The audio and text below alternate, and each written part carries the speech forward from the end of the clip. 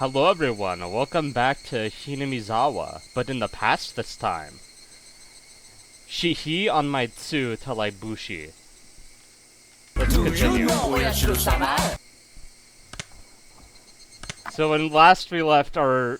No, Hinamizawa! So when last we left our hero, we just found out... Wife. Shut the fuck up! I'm gonna strangle you! Okay, anyway. Last time, you see, we went to the local cops and they said Onigafuchi Guardian's bad. And we're like, anyway, Shishibone City, as far as provincial cities went, Shishibone City was, as far as provincial cities went, rather behind the times.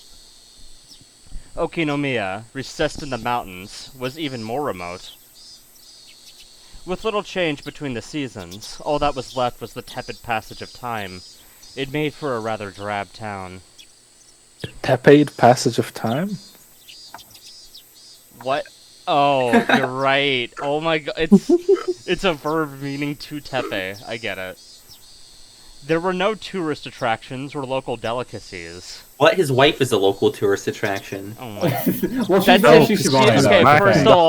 First of all, she's in Tokyo. Second of all, his wife would never. I know everything about her, so I can confidently Oh, how did you learn everything about her? Were you at that party too? Because I'm playing Akasaka, so I know. Straight Tej? Wow. Without even a strong regional industry, it was simply dull. Just looking at the monotonous and peaceful townscape, it was hard to catch a glimpse of the radical resistance of the Onigafuchi Guardians. The atmosphere of boredom didn't hint of the Okinomiya police station being on the front lines of the dam conflict, nor of the numerous incidents that I had heard about at the prefectural headquarters.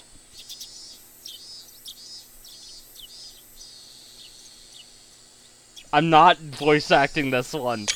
I don't care that it says office worker, just do it.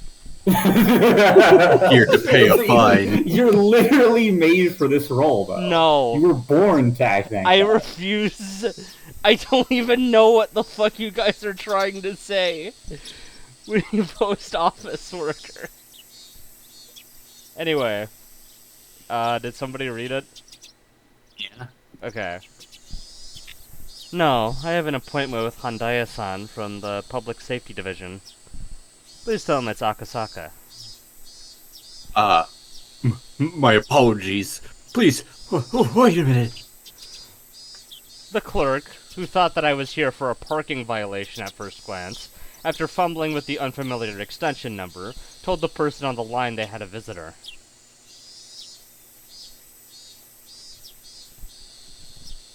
I have no idea. Welcome. Akasaka-san, was it? It must have been tiring traveling all this way. Sorry we have to do this here. I tried to reserve a reception room, you see. But the counselor suddenly woke up and chased me out. I would hesitate to call where we were a conference room, as it was very small and cluttered. The cramped space was packed with lockers. I had the impression that this was more of a change room that doubled as one for smoking. Listening to his crude chortles, I didn't get much of a feeling that Handaya, who is the head of the local public safety division, write that down, was much of an intellectual.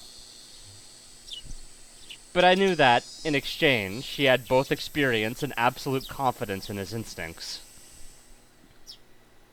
I apologize for interrupting you during such a busy time. I'm Akasaka from the Metropolitan Police Department. Pleased to make your acquaintance.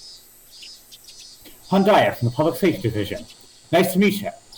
I was threatened by Sankai from the prefectural gangbusters to be generous with my cooperation. Gangbusters? You mean the Prefectural Crime Prevention Division? You see, we're treating the Onigafuchi Guardians as an extension of the local Yakuza. You have to be a newbie if you think they're just a residential protest group. They said at the prefectural office, too, that the Onigafuchi Guardians was linked to the local mob. If I recall correctly, the adopted son of somebody influential was a lieutenant in that gang. It's the other way around. The complete opposite. The Yakuza put up the protest group as a front to justify their actions. Just think of it like that. Completely the other way around. Did he spin the chessboard? Yo! Handaya was just about rolling with laughter. This was slightly different than the info given to me at the prefectural office, but somebody embedded locally would be more knowledgeable. While we were talking, occasionally some people who seemed to be detectives would come in and change. One of the individuals, noticing Handaya's gavaz, came up to us. Handaya down to Freeman?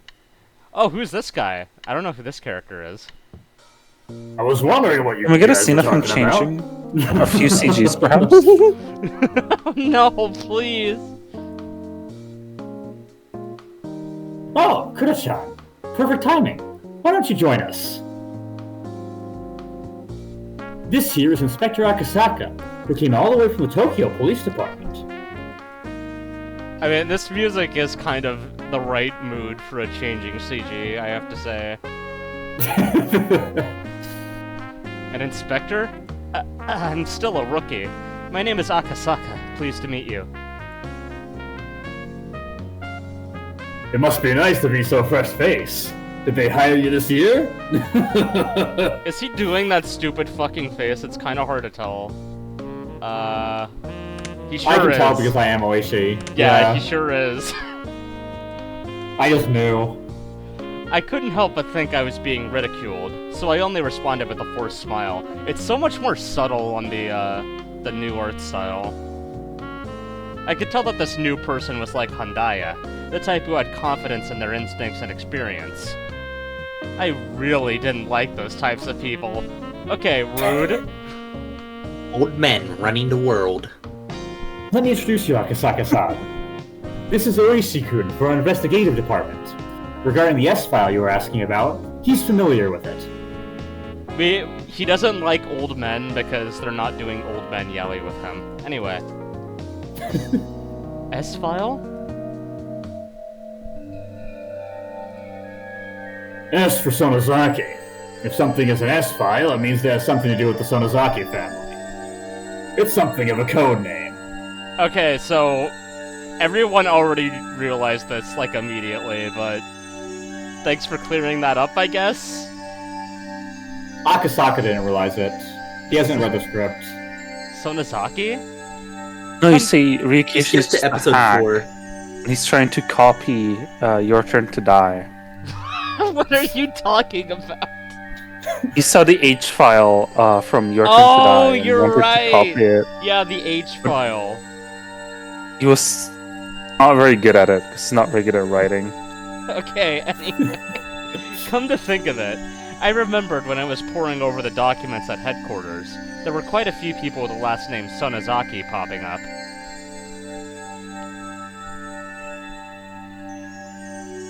If I remember right, there's a Sonozaki who was one of the executives of the Onigafuchi Guardians. I'm pretty sure that the treasurer. The two of them were surprised when I rattled off what post that Sonozaki held. After a moment, both of them erupted into laughter. Akasaka-san, was it? You're quite the studious one. Could it be you've memorized all the central figures of the Alliance? I wouldn't say memorized exactly, but I've at least read the list of Onigafuchi Guardians executives. Then who are the president and vice president? The president is the mayor of Hinamizawa, Kichiro Kimiyoshi. The vice president is the priest of the local shrine, Furude, no first name. The treasurer is Oryo Sonozaki, I kinda figured. The auditor is Makino. The liaison is Yoshiroshi Kimiyoshi. What a name, by the way. The PR head is Sadao Sonozaki.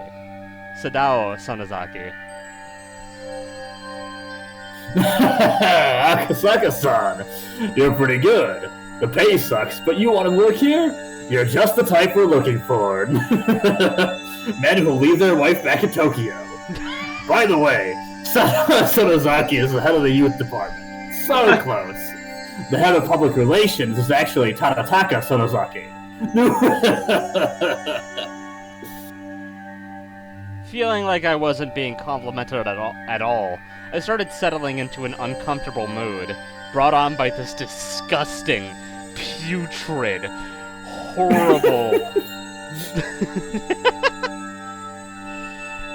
However, I was becoming more and more aware that I was the weakest link in this investigation, so I just had to bear with it. I didn't mean for that feeling to show up on my face, but the crafty detectives didn't let that slip by. I didn't mean to make fun of you. To make up for it, why don't I show you around the village? For somebody with no feel for the area like me, it would be a great help. I couldn't have asked for more. In the end, the Onigafuchi Guardians is nothing more than an alias Hinamizawa is using to deal with the outside world. I think getting to know the village would speed up your work. How about it? My car has an AC, Akasaka-san. Get in. We'll talk there. My car has a Nini, Akasaka-san. The residential... My car has your wife, Akasaka-san. Okay, whose car doesn't at this point? Oh my fucking god. The residential movement, in other words, held influence over the whole region. I'm gonna eat a fortune cookie now. So the leader of that movement was the leader of that influence. Wow, this fortune cookie sucks. What's your fortune? Not as much as let's see. Akasaka's wife does, though. Let me see here. If she's pregnant, she does a lot more than that. This fortune's like, No, wait, you guys. need a hot wife. Guys, my fortune is so relevant, you have no idea. You will soon receive a long overdue apology. I'm that's sorry. not true. I'm sorry. I'm sorry. I'm sorry. So the leader of that movement was the leader of that influence. Just like that, the thought processes in the region would become the overall personality of the movement. I'm gonna keep eating my fortune cookie even though it's bad because I'm not gonna leave a job half-finished. Otherwise the fortune won't come true. Just like Uishi had said, in order to learn what they were really like, this regional force behind the dam protests, getting to know the village was the quickest way. If you would. Nodding back without skipping a beat, Uishi laughed in satisfaction, go ahead and laugh in satisfaction, and stood up. Alright, standing up as well. And it was then that he revealed that he had no pants on because it was the changing room. If I took the information I learned at the prefectural office and from Hondaya to heart, if my position was exposed, my personal safety was at risk. The opponent was an extremist group that had no qualms about using threats or violence against somebody. If my personal info was leaked, it wouldn't be hard to imagine that I'd be in danger, whether I was on the job or not. Thinking about that, I felt a little nervous. These guys are quick to remember faces. If you're seen with me, they'll probably do a lot to hinder your work. This might be a little cliche, but put these on. It's a chastity cage. Oh my god. Uishi I handed don't me... think they were cliche in the 70s or 80s. Uishi handed me an incredibly suspicious disguise, comprised of a baseball cap, sunglasses, and a mask. And also Satoshi's baseball bat. He just hands him like those comedy like glasses, like the big nose and a mustache. The Groucho. The Groucho glasses! Yeah. I didn't want to get all hot and stuffy, but Oishi's warning was probably right on the money. Considering that... Getting hot and stuffy with Oishi in his car? Considering that, I put them on with appreciation. I looked so Free suspicious. air conditioning arc. I looked so suspicious that Oishi had to smile wryly. How much did I tell you again? Let's see. To the part where you were talking about how these three ancient families control the village. The Onigafuchi Guardians was the same as the village of Hinamizawa itself. Meaning, there was a direct correlation between being an executive in the Alliance and being a leader in the village, as Hondaya had told me a short time ago. If the village was ruled by three ancient families, then it would mean the Onigafuchi Guardians was ruled by those same three families. What do the documents at the prefectural office say? About the leader of the Guardians or whatnot? The documents I was using were classified.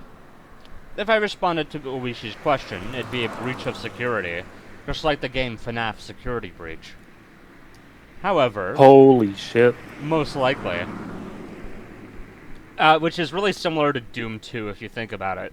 This man, I judged, was more well-versed in the situation than any of the documents at the prefectural police department, so I decided to answer him. The difference is that Doom 2 actually has functional code. That the president of the Alliance is the current mayor of the village, Kichiro Kimiyoshi. Oishi, upon hearing that, let out a small chuckle. For him to ask like that, and to laugh at the answer as if it was recorded in the document, as it was recorded in the documents, meant that wasn't the case in reality. So then, that means there's somebody else other than Kimiyoshi behind the scenes. Contrary to what the prefectural office thinks, or rather, what is commonly known. Old man Kimiyoshi is nothing more than a figurehead. In the first place, the post of mayor in that village is nothing more than ceremonial.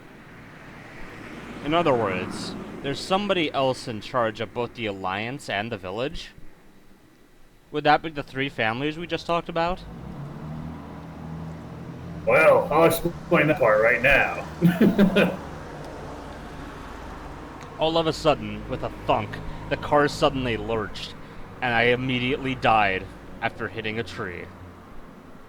The paved road had given way to a gravel one. At the same time... Truly the shortest scenario. At the same time, the scenery outside the window changed. The Hinamizawa Dam project must be withdrawn. The Hinamizawa. Overthrow the shameless puppet of a governor!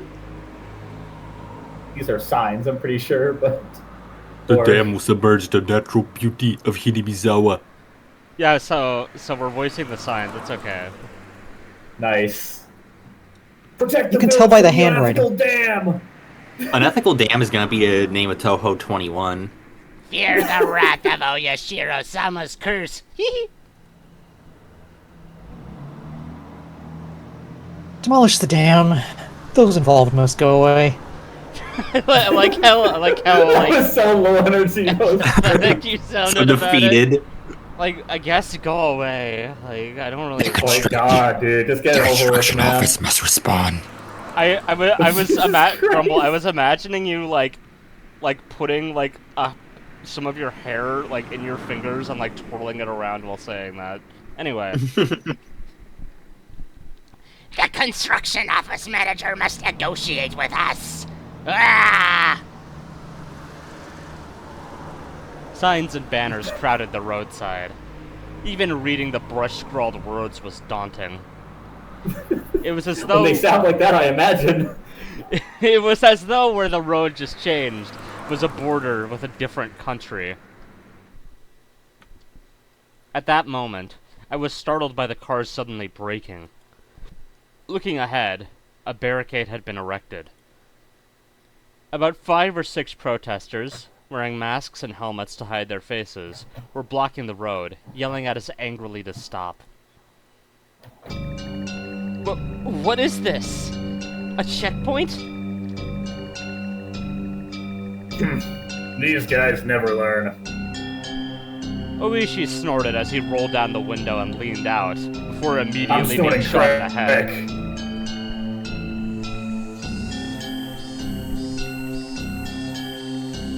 Hey, you guys. You can't be blocking the road like this here. As Oishi glared at them with a malicious laugh, they visibly faltered. Clear the way. We can't get by like this. Who would have thought it was Oishi's car? That panic thought seemed to make them lose their presence of mind.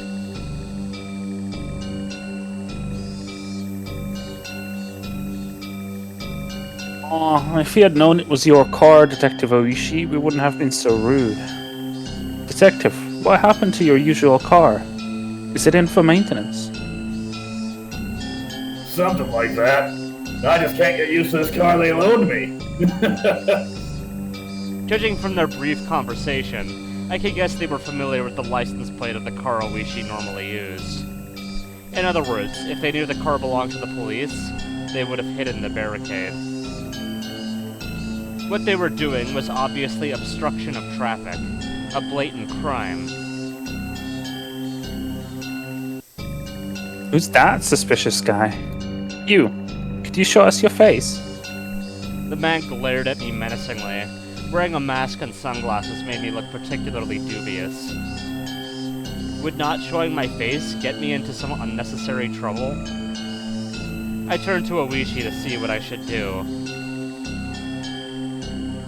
Give him a break. He's still a shy little rookie.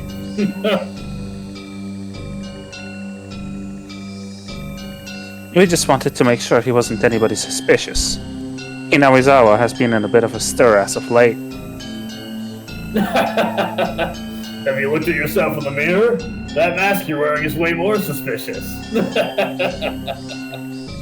The man and Oishi continued to talk like that, feigning smiles at one another. However, from the beginning to the end, I couldn't get over the feeling that I was sitting on a powder keg.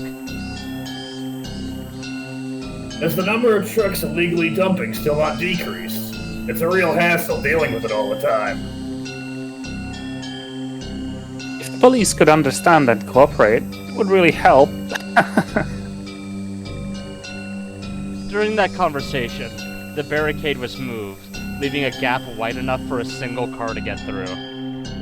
Oishi lightly honked the horn once, and began to roll the car forward.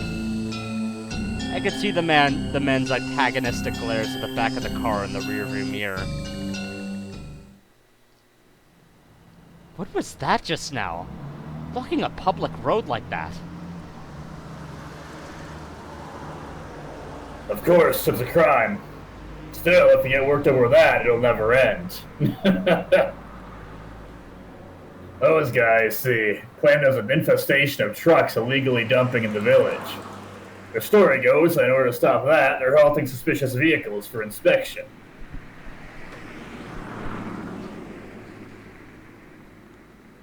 Illegal dumping?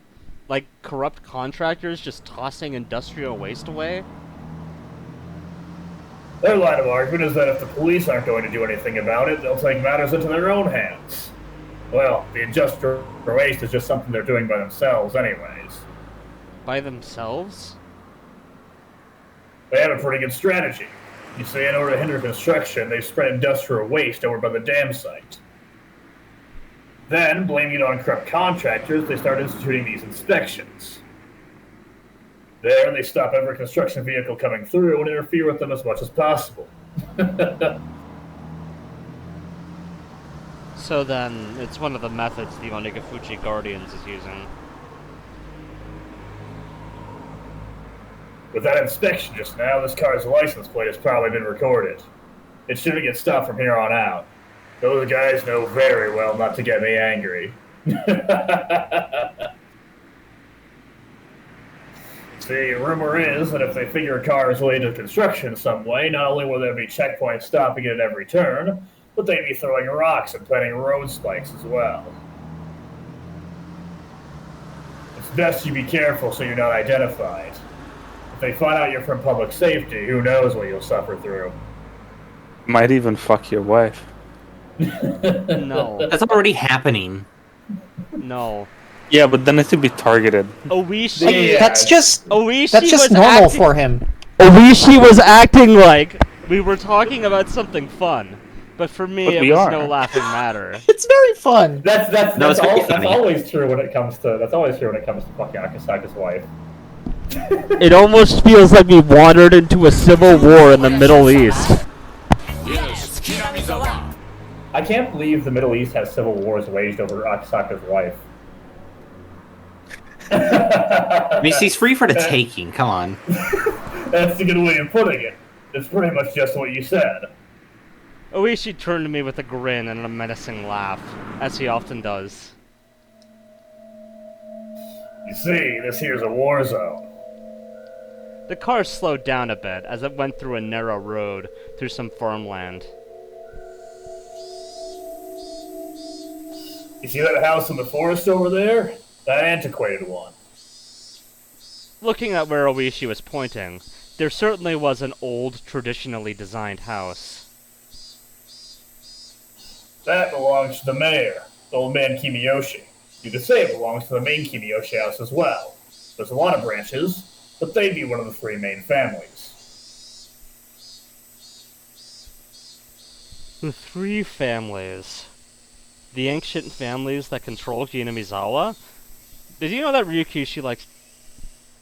That's right, and one of the others is the Furude family. Their house doesn't even have a single branch, as all that's left is the head priest's family. Right over there, there's the shrine. He's the priest there. By the way, the Guardian's office is on the grounds of that shrine. The office of the Onigafuchi Guardians. If these guys were the enemy, that would make the shrine their stronghold. Can we go look over there? The shrine is the Furude family's private property, you see. Being police, we can't set foot there without a warrant. Say, they've got a member of the Diet with ties to the village backing them up. Basically, being the police has its strengths and weaknesses. Well, even when we talk about the three families, that's something from a long time ago. Way back when, those three families used to hold councils to decide things about the village. Meaning it's different now? You've got a pretty good nose. That's what I expect from an academic.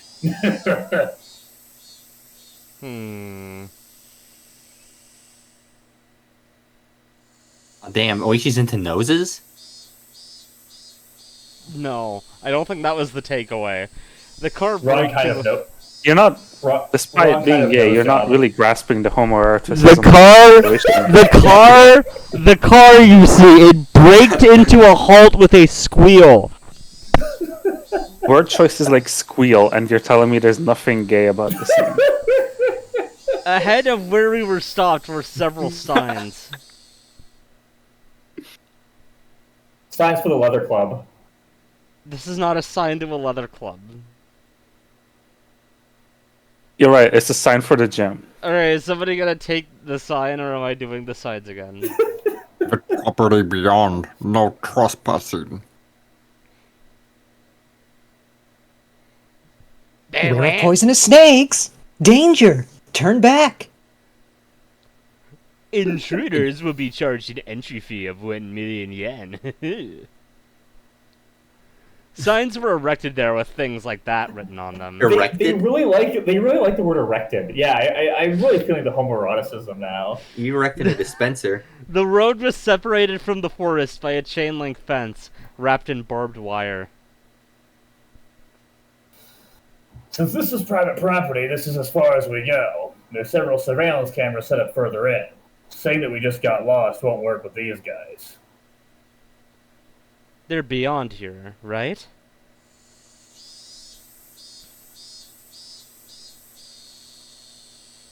The people currently controlling Hinamizawa and the Onigafuchi Guardians were neither the Kimiyoshi family nor the Furude family, but the last of the three.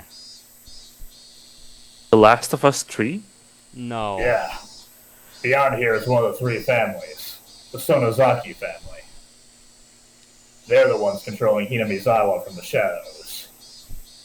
Among the list of executives recorded in the documents, the number of people with the last names from the three families, was quite high.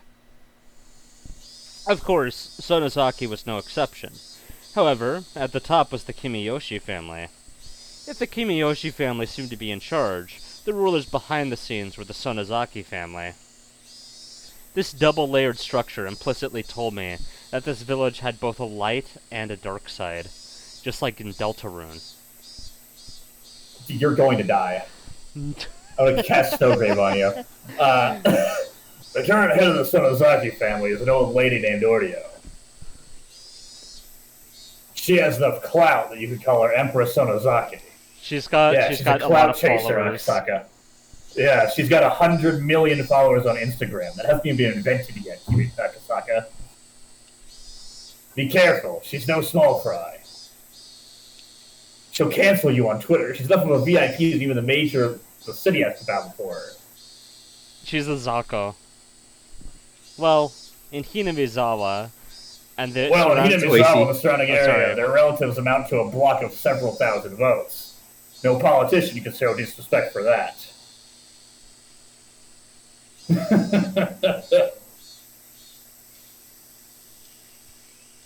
In other words, that would make her the actual leader of the Onigafuchi Guardians, right? You've got it. With those words, Oishi pulled out a well-worn cigarette box. The suspected kidnapping of the minister's grandchild and subsequent threats.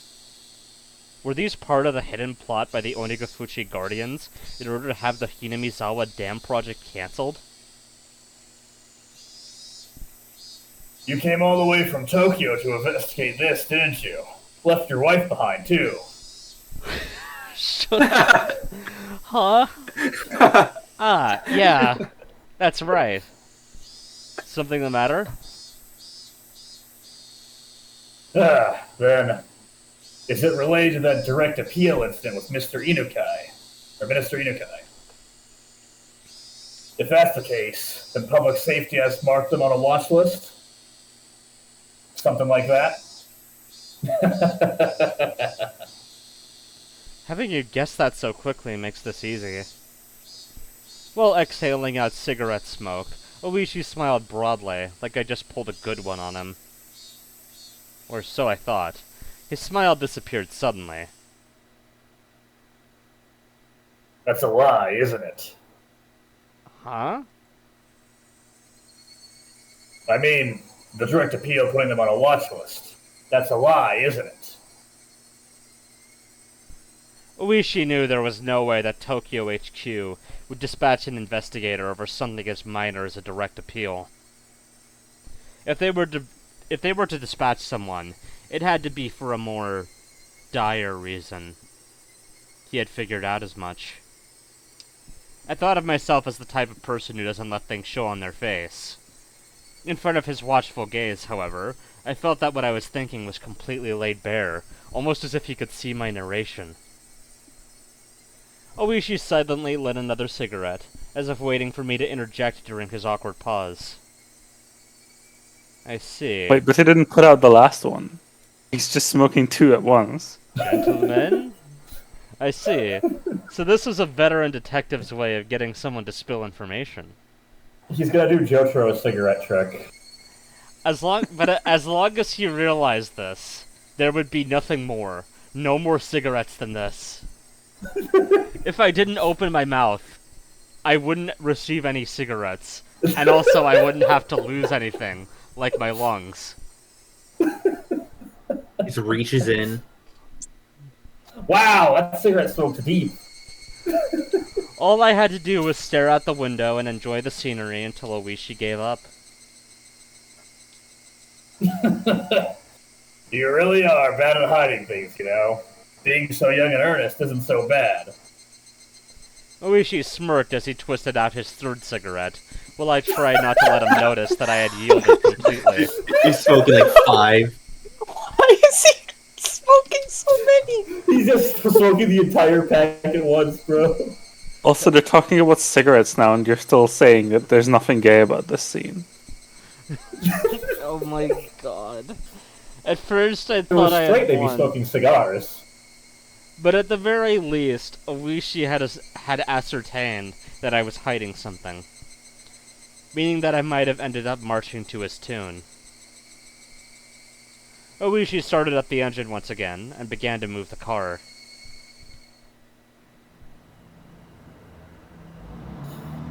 If you'd just been honest with me, I thought I might have been able to help you.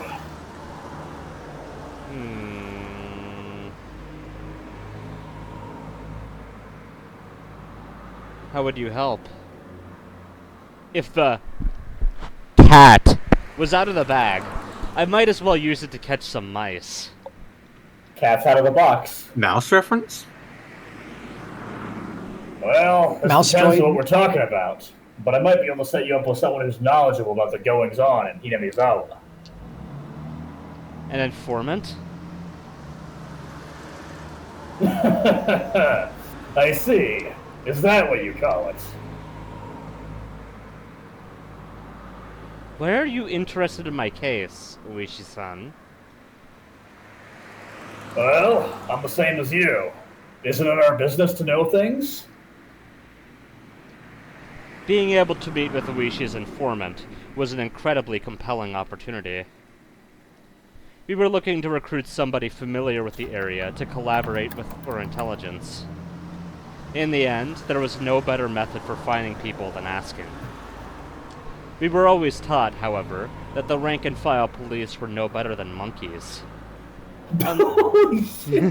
That's terrible! Unlike us, they were careless with confidential cases. We looked down on them like they'd run their mouth off in a drunken stupor. Oishi was an outlaw even amongst them, and here I was, lost on whether or not I should tell him about the kidnapping of the minister's grandson.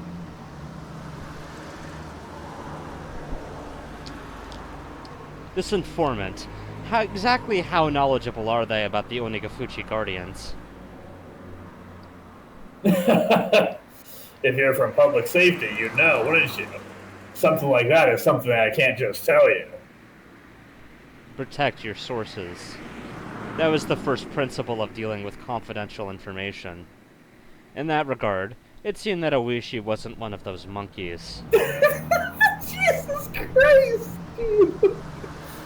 Should I trust him, ask for his help, or not? It's just that you work for the feds, and I work for the prefecture. I don't think that our jobs are that different. I think I can be of help. However, I had some trouble believing that this crafty old man would simply help me just like he claimed. Now, how should I go about this?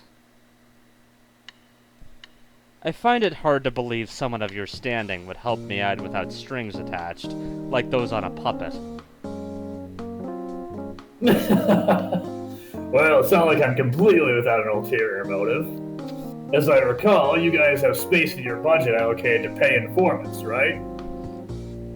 So I'm starting to think that Oishi and Akasaka will be starring in an OVA called Ulterior Motives, and it'll be This is my favorite buddy cop show, to be honest.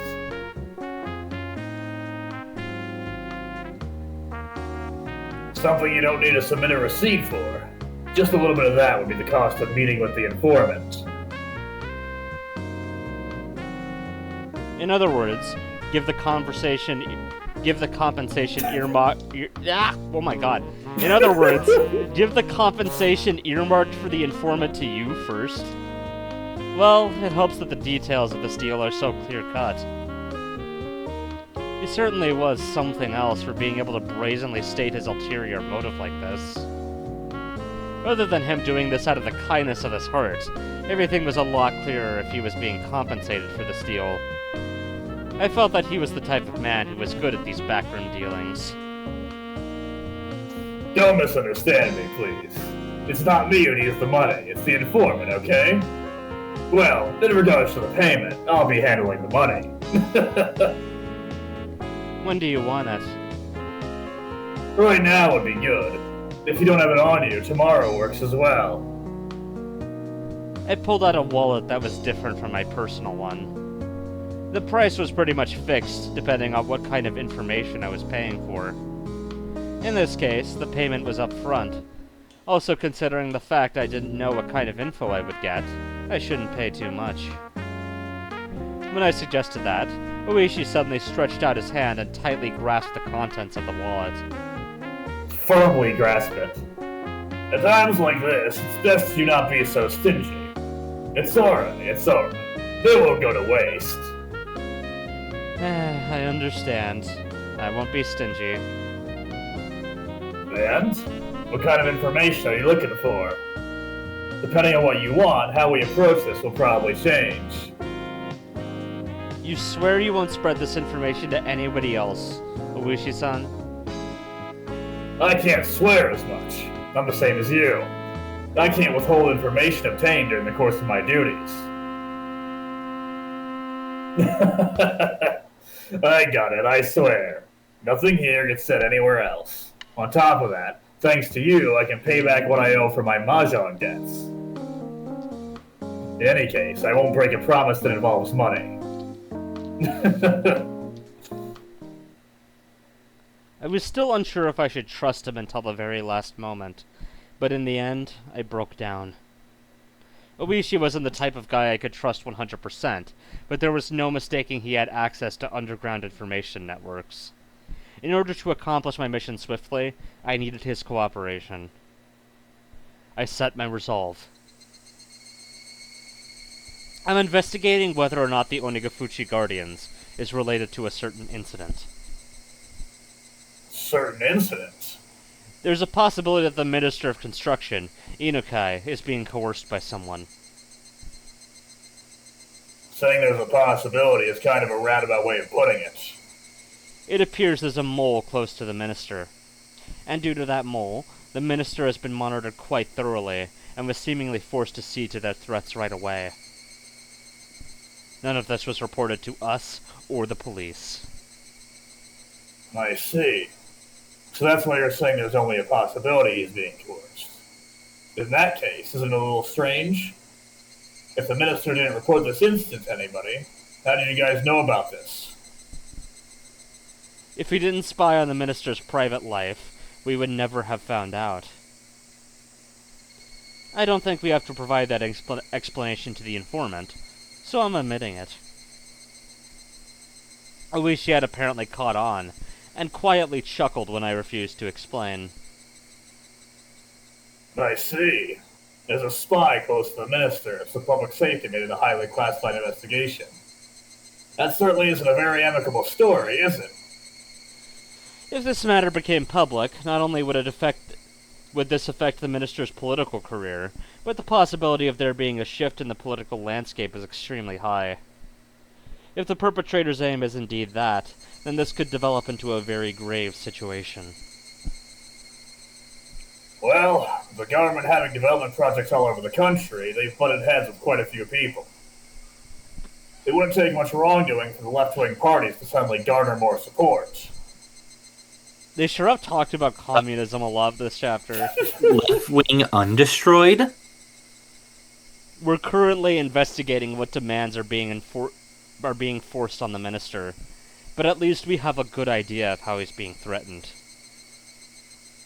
How? The minister's grandson was kidnapped. They're denying it, but judging from when he was last seen, it's believed it's already been over 72 hours since the kidnapping. So, 3 days. If they were just after ransom money, this would have been settled by now. And maybe this isn't for monetary gain. The possibility that they're forcing the minister to do something politically is extremely high. That's something we just can't consent to. So then, the Onigafuchi Guardians was listed as one of the possible perpetrators. That is correct. Kidnap the minister's grandson and demand the cancellation of the dam project. What do you think, Oishi-san? From your point of view, do you think that's possible? Oishi seemed to ponder the idea for a while. The section chief at the regional office had responded immediately with, "It's possible." However, Oishi, who was this well informed about the matter, was hemming and hawing. Finally, just a little bit, he said something that was really just a little bit strange. This was before the Meiji era, you see. This area wasn't named Hinamizawa Village back then. It was called Onigafuchi. This is just what I heard from my mother. This topic was so completely and suddenly unrelated to the subject of the kidnapping of the minister's grandson that I was taken slightly aback. This actually confirms that Oishi's mother was alive before the Meiji era. Oishi's mother was Whoa, actually vampire. alive during the Cetaceous era. Oh yeah, that's what the Watanagashi is for, right? They feed off the life energy. Anyway, Onigafuchi. Oh, so that's why they're called the Onigafuchi Guardians. You see, the village of Onigafuchi was said to be inhabited by demons that devoured humans. Even now, it's believed that the blood of these demons partially courses through the veins of the villagers. Demons that devour humans? Oishi-san, what are you saying? It's information. I got a lot from you just now. A little too much. In exchange, I'm giving you a little freebie. Oishi finally smiled, but it didn't seem like he was fooling around. Please continue. You see, these human-devouring demons, normally they were revered as Taoist transcendents and lived tucked away from the rest of the world. But they ate people, after all. So apparently they go to villages in the foothills regularly and abduct their prey. They used to call that being demoned away, or Onikakushi. Roll credits. This isn't that chapter. Demoned away. It was the first time I'd heard such a peculiar phrase. However, I felt something slightly ominous from this horrifying tale of demons abducting people in order to eat them. Look, you know how there's the common phrase "spirited away" in the Studio Ghibli movie of the same name? Yes. When people suddenly go Gork make missing this one Ghibli. day, when people suddenly go missing one day, they call it that. When the same thing happens around here, they call it being demoned away. How does that old tale relate to the matter at hand? Oh no, there's no direct relationship. I'm just making some small talk here. It's just... Ka-thump, ka-thump. The car shook. At some point, the gravel road had changed to a paved one. It's just what? But around here, the phrase demoned away is somewhat of a code for disappearances and kidnappings. I just thought I'd mention that. I don't know if that's anything to do with the kidnapping of the minister's grandson. Well, there's no deep meaning behind it. It's just, there's that little bit of history. Onikakushi. Human-eating demons coming down to the foothills and abducting their prey. Then, in order to cancel the dam project that threatened to submerge the village they lived in, did they demon away the minister's grandson? Then, had they already made an example out of the minister's grandson and eaten him alive? It's a bit of an interesting old tale, isn't it? If you set foot into the demon's village without reason, you'll promptly be captured and eaten alive. So don't go near Onigafuchi. Kids these days might not believe such superstitions, but amongst the older folk in Okinomiya, born in the Meiji era, many would never question these warnings. Hinamizawa village was feared by the people in the area. I recalled that piece of information I heard from the Prefectural Safety Division. In any case, we're in the boonies out here. It's kind of expected that there be some superstitions around. Somebody from Tokyo like you, Akasaka-san, probably couldn't even begin to imagine it, could you? Probably couldn't even begin to imagine sleeping with your own wife, either. Oh my fucking god. I can imagine it just fine, thank you. The man-eating demons, as the price for violating the sanctity of their village, kidnapped the minister's grandson and swallowed him whole. That ludicrous Is there any punishment for violating the sanctity of Akasaka's wife? That ludicrous idea flew through my head. It was so absurd, I was half disgusted with myself. Maybe she was just teasing me. Stupid. It was all really so stupid. Come to think of it, by then, I may have already been seized by the curse of that dubious village. For me to realize that would take a little more time.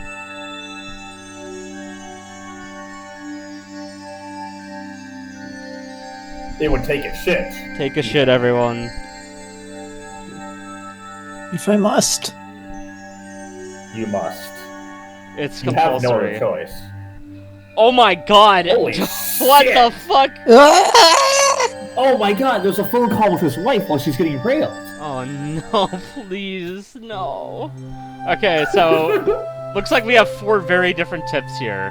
Phone call with Yukie, a record of opening remarks. This is just a sea of blood.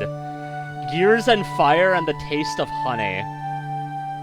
And the chick in the trunk. I don't like 2 the of name those of could these be about the last same 2. thing. Anyway, let's do phone call with Yukie first, since I'm sure everyone wants to find out if she's fucking someone or not. You're gonna get demonetized on YouTube. Come on. I already said fuck like 2 minutes into the session. It's over already. Oh, really? Okay, wait. It's over. I want to see what the phone looks like in the original background. It's tough when it's such a sudden assignment. Please be careful.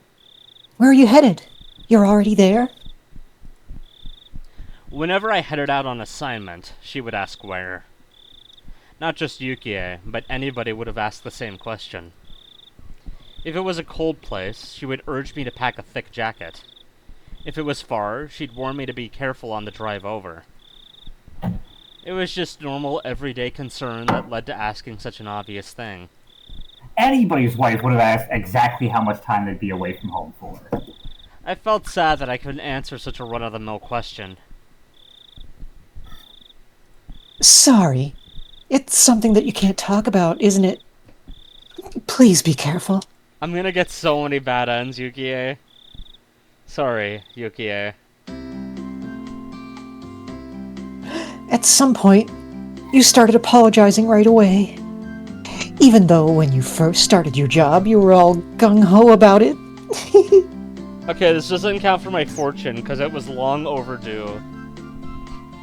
And he just That wasn't apologized due at right all. away. Yeah. Yukie laughed as though she had realized something. At times like this, Yukie had the magical power to see right through me. It's already been quite a while since... It's already been quite a while since I was admitted to the hospital. Are you finally getting lonely? Don't tease me. I'm too old to get lonely. Oh, really? You actually like to be doted on, don't you? Don't you start getting a little faint of heart when I'm not around? Aw, jeez. Aw, gee, Wilkers. Gee, Oh, golly. golly, gosh darn. Shakarinis. What? I can see the little devil horn sprouting from your head right now. You've always been like this. You can't hide it. You can't hide it. If I don't play with you, you'll get all lonely. I can hear your tail wagging from over the phone. Why did he marry Rena? This side of Yukie... Why wouldn't you? Why not? Yeah. This side of Yukie... You got a fucking problem? This side of Yukie wasn't something you could guess existed. Sorry, existed in quotation marks. From seeing her usual modest behavior. And it was something that she didn't show to anybody else but me. That's right. non-freaky Rena exists. Non-freaky? What are you talking about?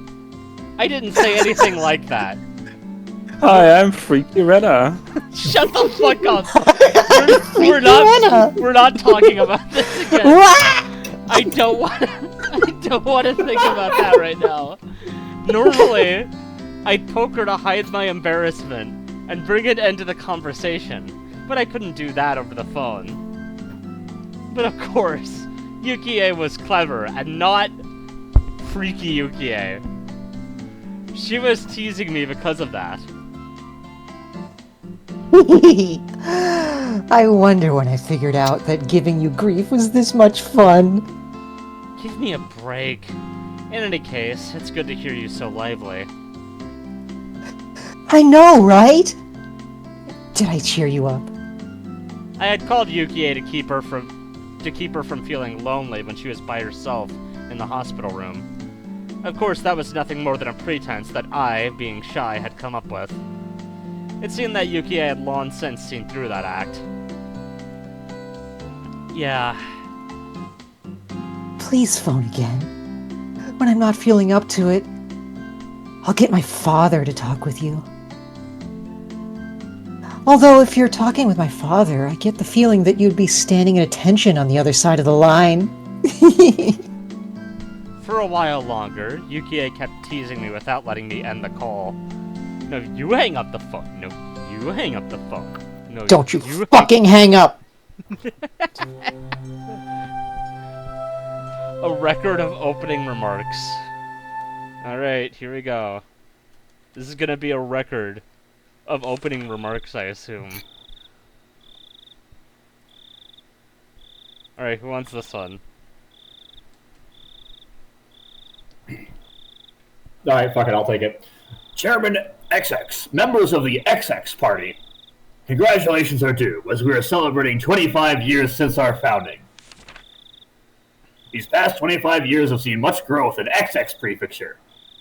We're big fans of Guilty Gear.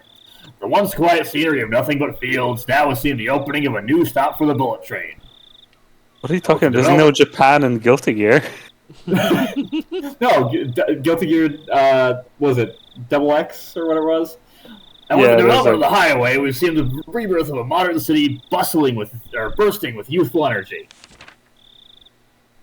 We've reaped the benefits of new businesses and industry. And with the special reverence the residents of XX Prefecture have for time-honored traditions, like fucking Aksaka's wife, history and culture, business and industry, with these ideals in harmony, they have accomplished in growing their city into one of Japan's foremost metropolises. Of course, the development of XX Prefecture couldn't have happened without the growth of the XX Party. We are resolved to see every one of our campaign promises to fruition, reaching our targets definitively and expediently like arrows fired from a bow. Wait, they're Or actually... like sperm deposited in Aksaka's wife.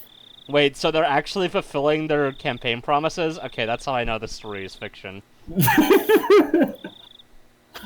With these arrows as the fundamental basis of the XX Party, our members have sought to pierce the obstructions preventing the happiness of the residents of XX Prefecture.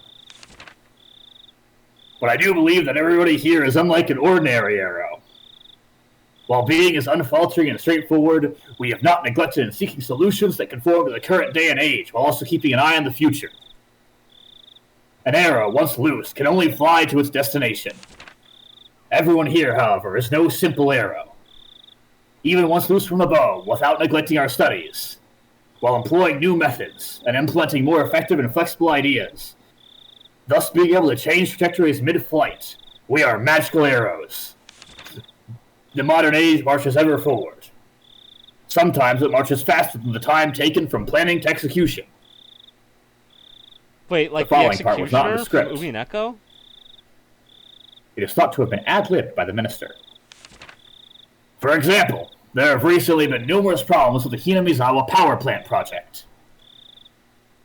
Rather than forcing through the project solely because it was decided upon by the government, it is necessary to reflect on and adjust to the ever-changing needs of the residents, the reason, and the next generation, like their need for Akasaka's wife. The protests by the local residents that surround the Hinamizawa Dam, these are also the will of the people of XX Prefecture. If you feel that there is no need to listen because the project has already been finalized, then you do nothing more than shed a poor light on Japan's post-war democracy. The following is as per the script. For the lasting happiness of the citizens of Japan and the residents of XX Prefecture, please consider these policies thoroughly. I believe, however, we have all gained something from the flexibility and foresight of the XX Party. I have taken up much of your time. However, allow me to say the following to celebrate the 25th anniversary of our founding. Chairman XX, members of the XX Party in attendance, thank you very much for today. From the opening remarks of the XX Party Prefectural Forum and 25th Anniversary Celebration. Interesting. Gears and I really fire like the and name the of this taste of one. honey. And the picture is just, it's just blood everywhere. That's probably good.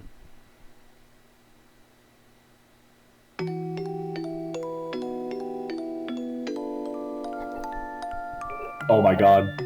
Incel? So, yeah. Elliot Rogers? Okay, Elliot I'll take it Rogers if no one else is Higurashi? taking this. The world is filled with people blessed with relationships. Of course, that doesn't mean that everyone is connected to each other. I don't think this is Akasaka, though. It's obvious that on the other side of the planet, there are people laughing and crying who can't possibly have an effect on you. However, in the extremely limited community of the neighborhood, that sort of connection is just a matter of fact. It's quite possible that a single remarkable event could have massive consequences inside a small community. If you were to increase that in scale, a perfect stranger on the other side of the globe might become enough of a legend to have an effect on our lives. Well, it's not always that way. Like I said at the beginning, the links between people that basically aren't that relevant in the grand scheme of things. Whether some household nearby is having steak or croquettes doesn't matter to me. When I put on my shoes, it doesn't matter to anybody whether I put the right one on first or the left. This much the average person can understand. But actually, in reality, this is the truth. The bonds between people are quite well defined. It's not just a matter of distance, of being near or far or near, or whatever. For example, let's say that person A's actions has some effect on me. Even then, person B's actions could have absolutely no consequence on my life. The reverse also holds true. Just because my actions affect person A, that doesn't mean they always affect person B as well. Let's put it bluntly. If the bonds between people are like gears in a machine, the gear that represents me meshes with some people, but is isolated from others. There are some who would try arguing against this. Those people would bring up the example of gears in a clock. Each gear indeed only directly meshes with one or two others. However, if you rotate one gear, the one next to it is moved, which connects the next one and the next. In the end, all the gears are moving. There is a logic behind this, more than enough to convince the average person. Why is the argument convincing? The answer is simple. The relationships between people are ambiguous, and that can only be described conceptually. How the gears are connected and how their movements are chained together can't be used as a fundamental explanation, so it throws a wet blanket on that argument. So for the people who like that explanation, I'll use the example of the clock again to refute it. First of all, to say that this world is a singular clock would be wrong. That is, there isn't only one clock. There exist many clocks in this world, each counting their own time. If you think about it, the idea that this world is just one big clock is the height of arrogance. Even if you use the analogy of gears to explain human relationships, then you should be able to explain it using the analogy of multiple clocks unrelated into a single gear. This is a very long analogy. Neighbors A and B. A is the gear in the same clock as me, so it's best to remain civil. B is a gear in a different clock, so he doesn't really matter to me at all. That's the kind of clear distinction I'm talking about. You want me to say I'm being fallacious? Then let's change the analogy to something more familiar so you can understand. You've probably heard the phrase, a fire on the opposite shore, sometime in your life, no? For example, if your neighbor's house was on fire, you'd probably try to help put it out, wouldn't you? It'd be awful if the fire spread and burned down your own house, after all. But what if that fire was in a town, on the opposite side of a river? Would you still go out of your way to help? You wouldn't, would you? Even though it would be the wrong thing to do, there's no way the fire could spread to your own house. Even if it turned into a huge conflagration, there's no relation between the houses that will spread fire to yours and those that won't. With this basic example, you should be able to see the difference between gears that are or aren't related to your own. Having said that, there's still a lot to think about, even without a river to divide it. After all, it's not a spatial problem like being on the other side of the river, is it? God damn, that was one hell of a manifesto. He just kept yapping. Anyway, we got the chick in the trunk. What an astoundingly suspicious tip name. It's literally just a baby chick. Oh, okay. It's gonna be Takano. The Why was car... that previous tip like schizocore? What the hell was that? I feel like I was being it was typed extremely to manifesto directly build. by Ryukishi, or maybe Brunkostel. Because, like, I don't know. Those are the only two writers that we know of right now. Maybe it's some secret third writer. False. Okay, what's the secret third writer? Tell me. It's Keiichi. Without Keiichi- love, the third Keiichi writer would not cannot write a be book. seen. He literally has, and it's already been told to you. The car has stopped. He'd write a book called If I Did It about Teppei's murder.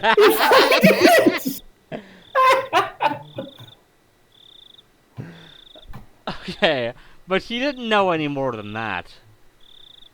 For not only was he blindfolded, but locked in the trunk of the car. How could people become this powerless just by being robbed of their sight? Gee, I wonder. He absolutely wouldn't have known this without experiencing it firsthand. He soon realized it was pointless to try and undo his bonds, with the confines of the trunk quickly making him lightheaded. He had no choice but to let this mild torture dull his senses.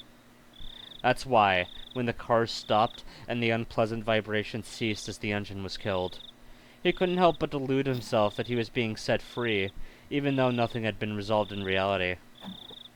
Of course, he was soon removed from that delusion.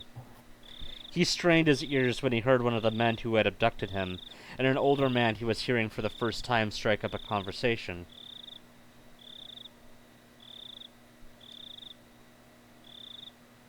Nice to meet you. The chick is in the trunk. He struggled so much that he's probably exhausted right now, but there's not a mark on him, just as ordered. Ugh, must have been a handful.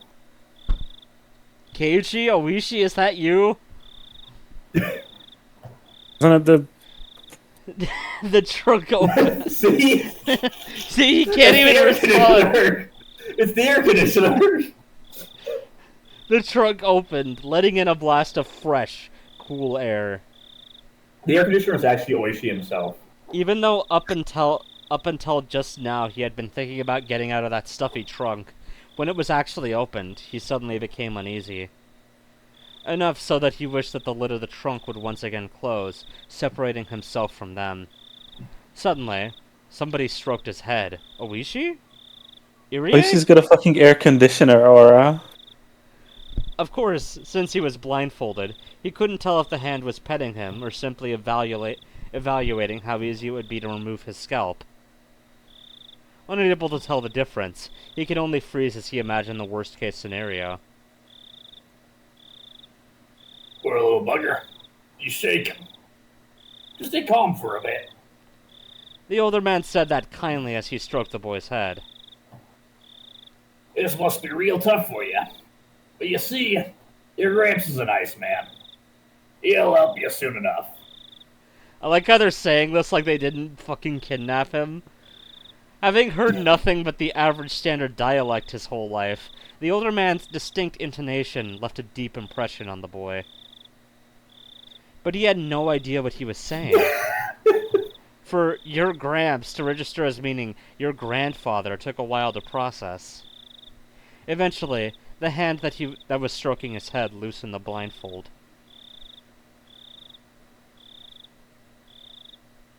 Can't keep his eyes covered. If it splits his face open, it'll be bad. And with that, we might as well take out the gag.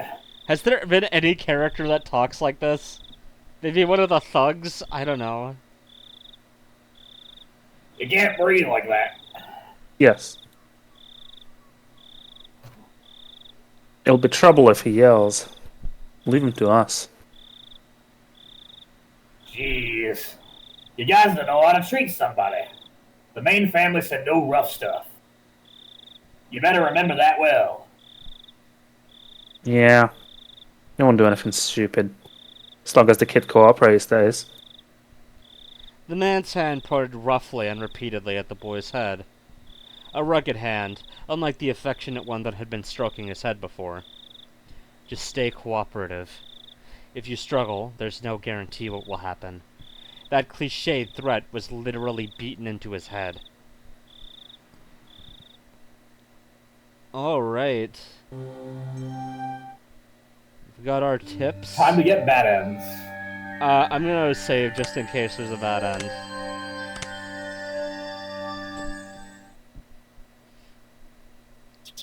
Waking up in a cheap hotel in the city was by no means pleasant. Let me see here. Hey, pretty nice. This looks very similar to the hotel room from Umineko, I have to say. Or like the hotel Well, it's room almost like from hotel Rika. rooms are similar. No. There's only one hotel room in reality. I remembered... So we live in the back rooms, actually. I remembered even during the long camping trips we had during grade school, I wanted to get home quickly, counting out the days left on my fingers. Waking up this morning, I was somehow reminded of that. Was it a need to be with my wife when she gave birth? A particular type of homesickness? As a productive member of society who was not being cucked, as a public servant bound to fulfill his duties, it was pathetic indeed. Those negative emotions faded as I downed my breakfast, which was surprisingly not half bad. The meeting with the informant that Oishi had provided would be tonight. Until then, I couldn't just be lazing around. The Onigafuchi Guardians was protesting the dam's construction in various ways. Included in this was a strategy for improving public relations, which could be categorized into two major forms: combative and peaceful. In regards to the former, as an attempt to keep law enforcement in check, they appealed to the public's sympathy by highlighting the oppressive and inhumane tactics of the police and the brutality of the riot squads. The latter, peaceful route, how precious the natural surroundings of Hinamizawa was, seeking people who would oppose the dam on environmental grounds. As part of that, the village of Hinamizawa had invited celebrated zoologists and botanists, as well as environmental groups, to advertise the nature surrounding the town. According to the news, in recent years there had been a group calling itself Hinamizawa Nature Watching, setting up free sightseeing tours.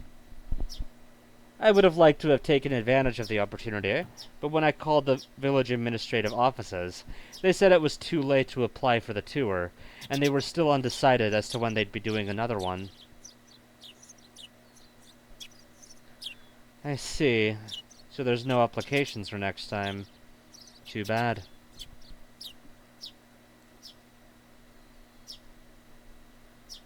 Are you a member of an environmental group? Maybe somebody from a magazine? No, just here privately. Privately? Then you're a tourist? Something like that. It's my hobby to take pictures that display how beautiful nature can be. I read in a magazine that there was some precious nature reserves here, so I was looking forward to it. I knew that there was an article that had something like that written in it, but I hadn't actually read it. Was this ad-libbed lie not going to work? However, contrary to my expectations, the person I was speaking to laughed happily. Then come. The village is a little busy right now, but you're totally welcome here.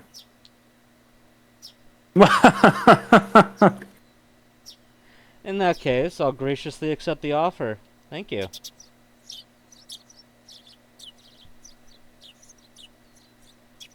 How are you getting around? Car? If that's the case, could I ask you for your license plate number? No, there's no ulterior motive behind that. That was probably related to the checkpoints they'd set up on the way to the village. If I didn't give them my license plate number, I'd most likely be hindered in various ways. I thought about using the car I had borrowed from the prefecture, but I was lost on whether it was okay to tell them that plate number. If the Onigafuchi Guardians was behind this incident, there was no guarantee that they wouldn't be able to find out who I was. I had to play it safe, so I elected to refrain from using the car. Did they use a bike? No, actually, I'm not using a car. If there's a bus or something, I'd prefer that. We do have a bus, actually. The route is being discontinued soon, though. You can take that. It departs from Okinomiya Station. Thank you very much. I'll look out for it. When will you be coming? Is it your first time in Hinamizawa? If it is, you must be unsure about a lot of things. If you let me know, I can have somebody show you around. Oh, no. I couldn't ask that much of you. Don't worry about it. That's just a bit of PR we do to protect nature around the village. Judging by what I saw at the checkpoint, the villagers were at the very least wary of outsiders. That's why in order to move in and out of the village freely, I had to travel with somebody like Oishi, or side with the dam protests. Having an interest in the natural environment surrounding the village tied into the peaceful type of PR that the village was using. I was a bit against having a watchdog attached to me, but that might actually work out in my favor. The entire village was fired up about the dam protests, so I might be lucky enough to hear some especially candid opinions from the residents. Given that, there was no real reason for me to refuse their offer. Is it really alright? If so, that'd really help. After that, I was shown the bus schedule, and directed to which bus I should get on. Somebody would come and meet me at the bus stop in the village. After showing me around a spot I'd take interest in, there was no doubt they'd bring me somewhere like an anti-dam information center. Then, over a cup of tea, they'd try and indoctrinate me into accepting their principles and beliefs. Well, if that was their aim, there'd be a lot of freebies involved. This world was all about give and take, after all. I couldn't be going in a suit. I pulled some plain clothes out of my travel case and changed into something more casual. After that, after calming down by watching some local television, I left the hotel and set out for Okinomiya Station. The bus route that I was told would soon be discontinued certainly didn't look that way. There was more than enough trips on the schedule, and the number of passengers was by no means sparse. It was the main link to Okinomiya, the only town in the area. The types of passengers that stood out were older folk who didn't look like they could drive, and housewives who didn't seem like they had a license. If the area was submerged at the bottom of the lake, it wouldn't matter if there was a bus route. That's why it was going to be discontinued, in the unnatural scheme of things. I could get a glimpse of the government's intent in cutting off their means of transportation to bully the village into emptying out sooner. It makes sense. According to the documents, talks between the Ministry of Constructions and the locals broke down quite early. The government decided from the start to take the aggressive stance on the matter. It was like the fairy tale with the north wind of the sun trying to get the traveler to remove his cloak. I'm sorry, I'm familiar with that fairy tale, actually. I'm familiar with that one myself. Not from anything in particular, though. Can't really think of any specific lie. examples right now. I think Doom 2 referenced it. Is that right? Yeah. Even their bullying. I had was a meaning big fan to of it. how Doom 2 referenced the Epic of Gilgamesh. Anyway, this all ties into how EOSD is a terrible game. Even their bullying had meaning to it. The reason why the Onigafuchi Guardians resisted so violently was because the government was doing unseemly things like that.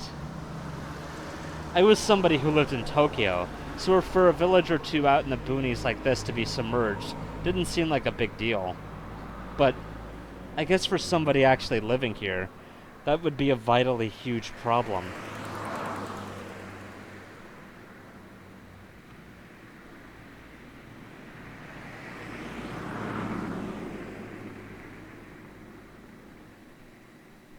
Does anyone want to take this one? This is another sign. I think that's actually... I would assume that's actually like the bus driver speaking, but yeah. Oh, well, either way, take it. Somebody. I nominate the gremlin. This route will be discontinued at the end of this financial year. Thank you for your patronage up to this point. We look forward to your continued patronage on our other lines. Okinamiya Transportation. Gazing lazily at the notice of discontinued transportation posted inside the bus, I counted down the number of stops until the designated one. Okay, so it was a sign. I was wrong, yeah. Along the way, we passed through the checkpoint before without stopping. They knew what time the bus was coming, so they had opened up the barricade ahead of time. From here on out was enemy territory. My palms had at some point been coated in a thin film of sweat.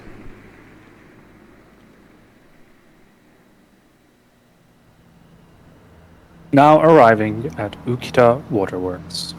Now arriving at Ukita Waterworks. Are there any passengers disembarking?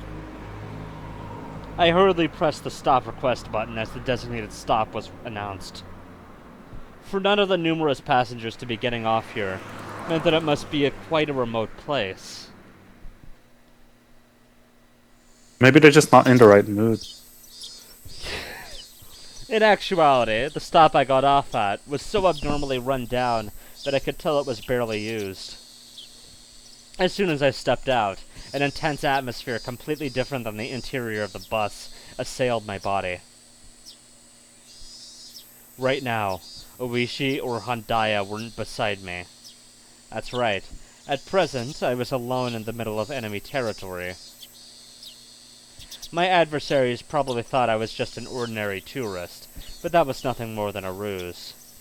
But if by some mistake my true identity was to be exposed, it brought back the terrifying words I heard at the prefectural office, that if somebody was attacked in Hinamizawa with a knife, there wouldn't be any evidence left behind.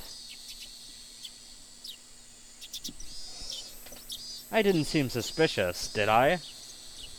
My clothing was currently casual. It was exactly the type of clothing that a city slicker that viewed the countryside as a wholesome getaway would wear. A camera and knapsack. Inside were various things needed for hiking. It was still only June, and maybe it was unusual, but the sun was shining down like it was already the middle of summer. Like a towering cloud in summer? The fact that I didn't bring a hat must seem odd. No, it wasn't something to be that concerned about. It's alright. I was just a normal tourist. Just normal. Was there anything suspicious about me? Asking that, I turned around to look at the bus that was departing. All the passengers by the window were staring down at me, silently. They were staring right at me, as if they had seen right through my proud little outfit. Just staring, looking down at me. Countless stares rained down like needles on me from the windows, open to air out the bus. All that rained down were stares. None of them were saying a word. But all the more, Their silent stares told me more than a million words could. Hurry up and go back to Tokyo, you outsider. No, I'm... There was no reason for me to speak. My quiet voice was drowned out by the sound of the engine. The bus, as if to torment me, set out slowly, and after doing more than enough to intimidate me, sped off. Okay, good, so he's already getting paranoid. A thin film of sweat began to rise from my entire body. According to the documents, it was a village that seemed wary of outsiders. Its population was small as well. If they saw an unfamiliar face, it would be quick to identify that face as an outsider. On top of that, nobody else had gotten off at this stop. It was a bus stop that they normally just passed on by. Somebody actually getting off there. There was no doubt that had drawn some attention. I bet it would. But this wasn't a slip-up. They were the ones who directed me to get off at the stop.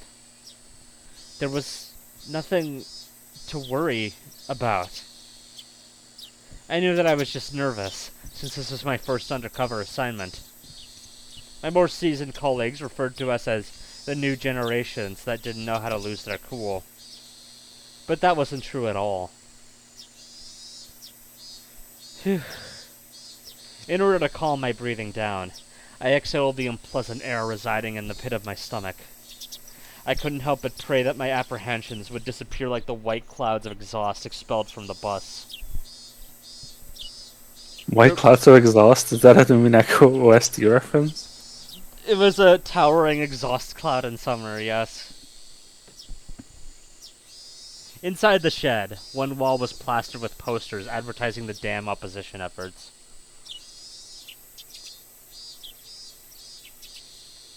Inside the shed, one wall was plastered with posters advertising the dam opposition efforts. Did you know that Tennis likes repeating himself? Sure does. Shut up. It was like the heartfelt screams of the villagers were recorded on that wall. Inside that shelter, I felt an inexplicable pressure. It wasn't like I had any real relation to the dam project, but it still made me feel hesitant about being inside there. That was just how filled with the force of denial that space was. The force of denial? Is that a... Tears of Denial? Is that a Dark Souls reference? And inside that uneasy space, oh fucking finally, was a girl. Fucking finally, Jesus. Okay. That looks so terrible. The 4-3 is so great. No, the 4-3 is That still looks pretty Holy bad. shit. Yeah, the proportions are a little... This is a very strange angle. Anyway. Bobblehead core. This is beyond a Dutch. This is like a Swedish angle.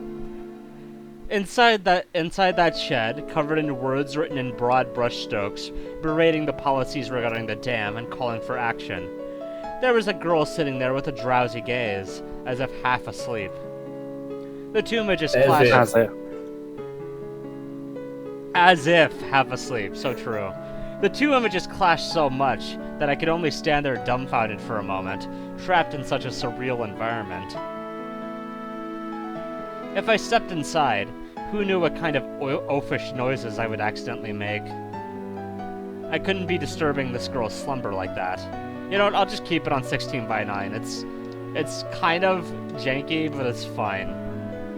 Having thought this, I gave up on entering the shed. It was just a sleeping kid, so why was I so worked up about it? Finally, I realized. This girl, to us as a married couple, is the very image of our ideal child, which is why I had to kidnap her. Which is why I had to kidnap her. I had to kidnap her and take her home. How? Even after the numerous examinations at the hospital, we didn't know for sure what our child's gender was. Whether we could tell if they were a boy or a girl was, in the end, dependent on whether or not we could get an image of their genitalia. This is such a... God. Just to be clear, it was dependent on whether or not we could get an image of their genitalia. God. There was, of course, no guarantee that it was a girl, But with things the way they were, the possibility was high. What do you mean with things the way they What? were? What does that is he mean? referring to? Even It means the so, woke has taken over. even so, Yukiya had been saying that the chances that it was a boy or a girl were even. But in my heart, I had already decided that our coming child was a girl. Since the day I decided until now, it was so fun to imagine how our child would grow up that I couldn't help myself. Amongst those numerous imagined forms, the one I thought to be the most ideal had materialized right in front of me. This is such a weird dialogue.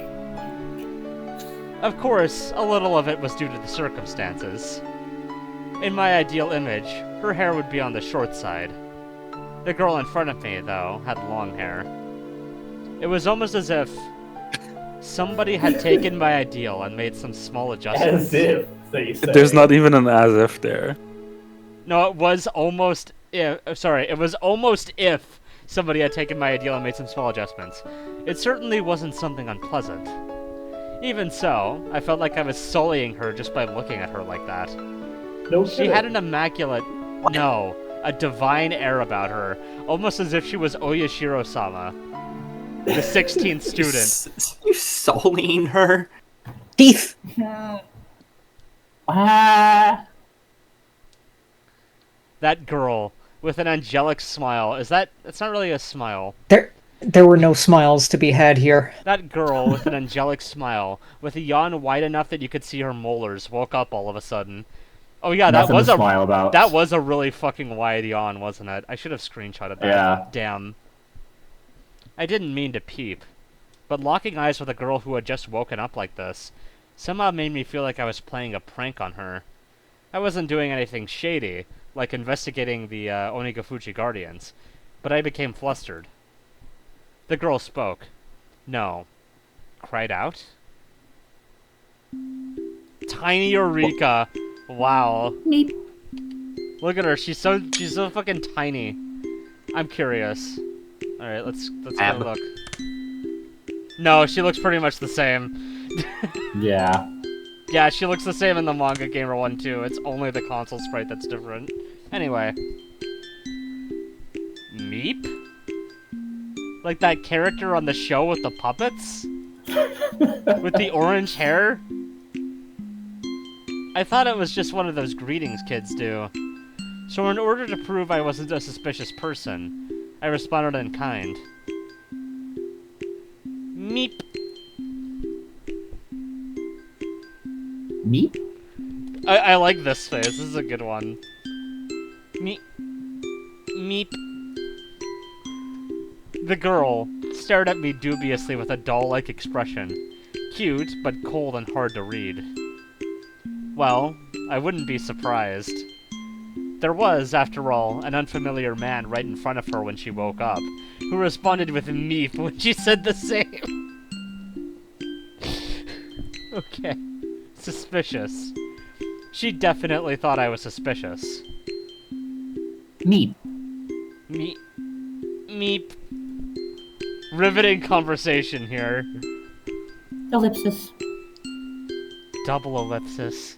Two brain cells battling. We were both at a loss for words. Yeah, no shit. Is that loss? No, the only one lost was me. The girl in He's front Hey, of gonna me. don't return spoil to his the wife don't having a spoil the miscarriage. Yeah. Don't spoil the miscarriage. Shut the fuck up! Akasaka's wife will have a miscarriage? What? The girl in front of me, Rock, is this real? as if inquiring about my motives, stared at me intently. The miscarriage is how you know it's Akasaka's kid. In this silence, I felt like I was the one who had to say something first. Damn it. This girl was way better at interrogating somebody than Oishi. I am not anybody suspicious. I'm...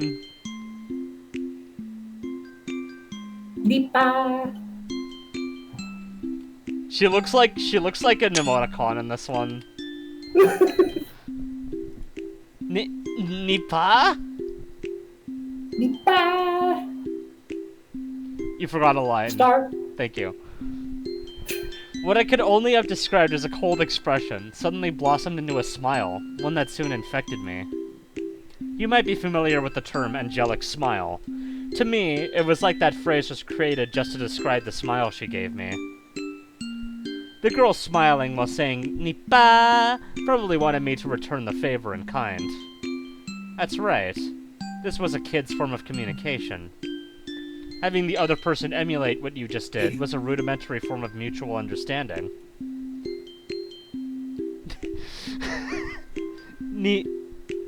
Nipa... Star. Nipa. Star. It was a beautiful afternoon in the early summer. What was I doing? Not investigating the case, that's for sure. Nipa. Star. Nipa. Quarter note. Well, whatever. This was interesting in its own way. Wasn't that an eighth note? Was it? Yeah, it's an eighth note. Fuck, you're right. Damn. Anyway. Get his ass. If somebody made... Okay, wait, let me do that again. I need to fix my mistake. Nipa... Eighth note. Well, whatever. This was interesting in its own way. Let's check it. It might have been a 16th note, actually. Ah. If making somebody happy with just a smile was the work of angels, then this girl was definitely one of them.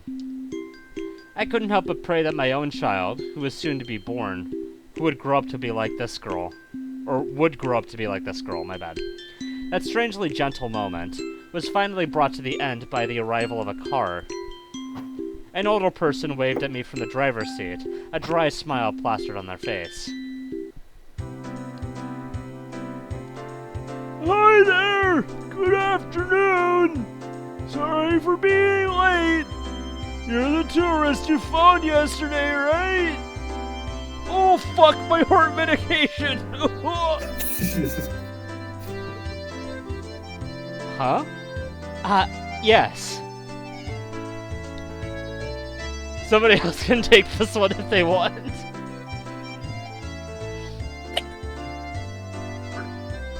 Sorry to keep you waiting. I'm running a little behind because of the farm. Hop right on in. It looks like the weather isn't going to hold up for much longer. So I'll show you around real quick. Is this guy It sounded like this guy's not gonna hold up. Okay, damn it, fuck. Huh? The weather? It changes fast around here. There'll probably be evening showers again today. If that happens, you won't be able to take any pictures. Come on, get in, get in.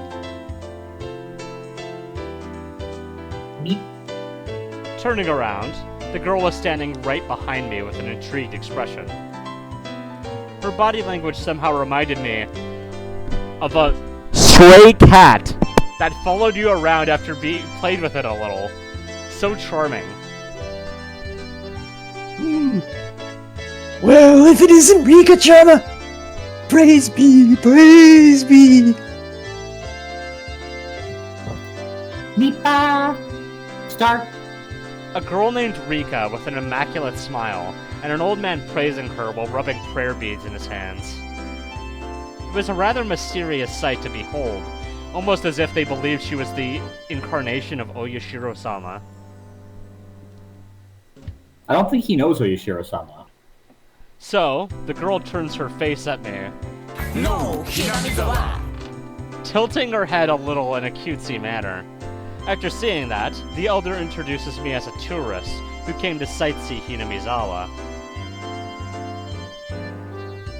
A young'un who came to the village for sightseeing. Ah! The girl, Rika-chan, with that smile as she said that with a smile as she clung onto my arm. Well, yeah. I heard that this village is surrounded by a precious nature reserve, so I very much wanted to record that with my camera. Even though I look like this, I really like to take pictures. Tomatake Mark II. Oh no! No, you do not want to be like Tomatake, my man. Hold on, I'm gonna just screenshot that one in the correct resolution. Does that mean Tomitake is also going to have a miscarriage? No! Huh? Tomatake? Huh? Makino, is it okay if I come along too? You couldn't. You could come along, Rika-chama, but there's nothing interesting to see. You should go play near the shrine or something. Me. A distinctly displeased expression creeped across Rika-chan's face. Being able to show one's emotions honestly on their faces was a privilege young children had. If it's not too much of a problem, could you bring this child along with us? When I said those helpful words, another smile spread across Rika-chan's face with another Nippa! Nippa! As she clung to me again. Ah, not bad at all. I want this girl. Really, you want To to? call me Papa.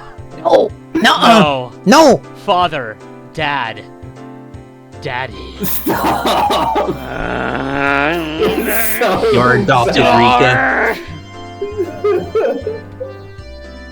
What am I doing? Good question! What a great fucking question! What an insane line! What the fuck? Ever since I met this girl, I was completely off my game. Just calm down. I can do, I guess. Rika-chama never listens, even if you say no. Come on, hop in! Come now, Rika-chama, too! Why did you sound so excited? You're like, The old man descended from the driver's seat and opened up the descended like from Homestuck from the driver's seat and opened up the sliding door of the van, which had Onigafuchi Alliance Town Council. I'm just imagining it's like a monster truck. Yeah. He climbed down, I climbed down the tire! Rika-chan, Rika-chama liked monster trucks and fire trucks. it's pronounced Moster Truck. Rika-chan brushed me aside, dove into his seat, and began bouncing around right away. It seemed like she was thoroughly enjoying the bouncy springs. That's some good suspension! Come now, Rika-chama! If you're like that, our guest can't sit down! Hey, Rika-chama! Girls are nice. Jesus Christ. I wonder if my child will play around like this too. I No. feel like that's more... It was written like in there's that. more on his in a previous line. It was written at that guide to raising a child that you shouldn't dote on them. Oh no, he's gonna turn into Rosa. Kids are kids. If you don't raise them strictly without spoiling them. It's soft and springy. Nippa! Star. Nippa! Start. I am definitely going to be a terrible father. It was decided that I would be a doting parent before my child was even born. Well then, sir, I'll show you around some places that I think look nice. Have you eaten lunch yet? Yeah. I had a He light didn't meal even comment on a grown-ass man saying Nippa in front of him. Yeah. I know the allure of Rika-chama! None can resist it!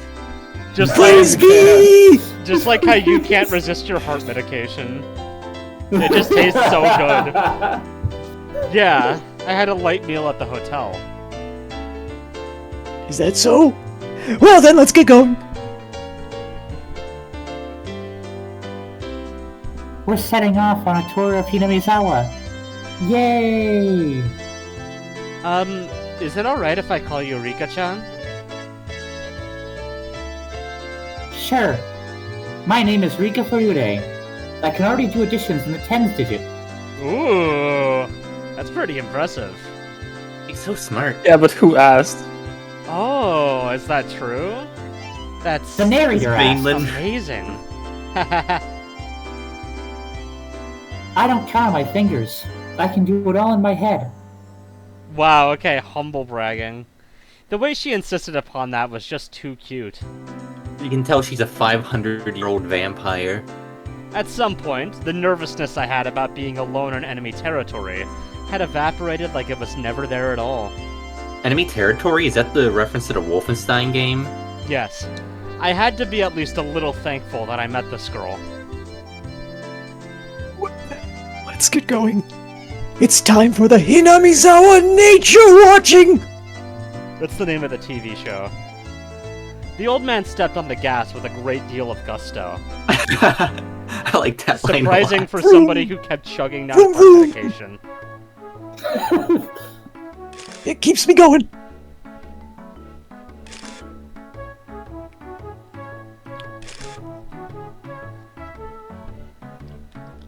Oh no. No! Rika jump scare. Scary.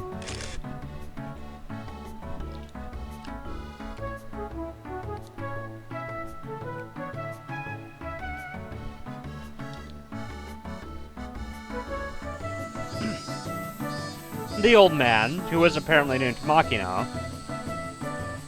Was he the same Makino that was listed as the auditor of Onikafuchi Guardians?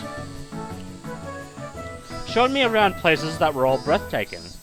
Even though I wasn't really here for sightseeing, I couldn't help but be impressed. First of all, this was different from the simple scenery of a city. The scenery of a charming village like this, no matter how mundane it seemed to the villagers, had a tranquil appeal to it. Interesting. At first, I was only releasing the shutter as part of my tourist act, then midway through I found myself taking pictures out of pure interest. Method acting. Tourist traps had their own unique allure to them, but there was nothing like that here. I was especially captivated by the unspoiled nature of the place.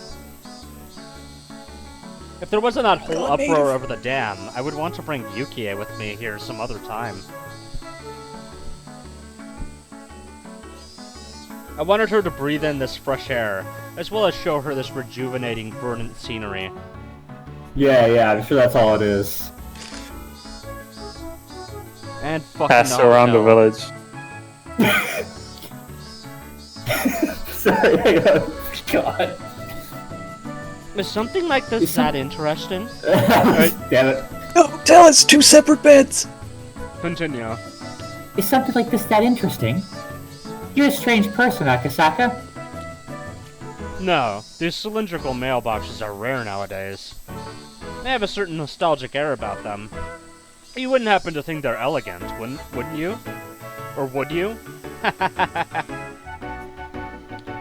Is Hinamizawa fun? Yeah, it's fun. Once she's discharged from the hospital, I'd like to bring my wife here at least once. Do not give personal details! No! Akasaka, you already fucked up! With a child that would be born by that time. What makes you think Rika doesn't already know? Rika put on her listening intently face, which makes me concerned.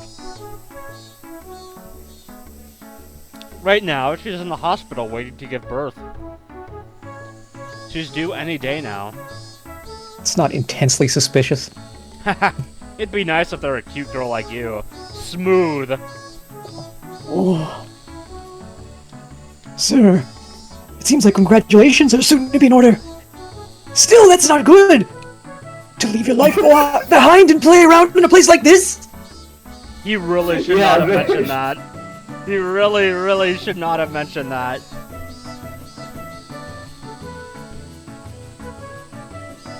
I was momentarily at a loss for words. It was exactly how Makino said. There was no good reason for a man who was waiting for his wife to give birth to be playing around idly in this place. Did I slip up? Yes.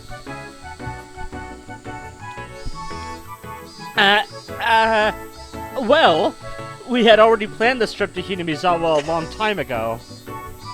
My wife's family is with her, so it's alright. If you had this planned so far in advance, then how come you didn't make the sign-up deadline for the nature watching? Thanks, Columbo. Uh-oh. If you did, you could have toured around then on a nice bus instead of being cramped up in here. It didn't seem as if Makino was actually digging for anything. Keyword there being seem and as if. There wasn't even an as if in that sentence. There was. There literally That was was. literally as if in that sentence. There was not. It didn't I made you seem. check that, didn't I? Whoa, It God. didn't seem as if. But if this conversation continued any longer, it would put some unexpected holes in my cover. I halted the conversation by pretending to take another picture.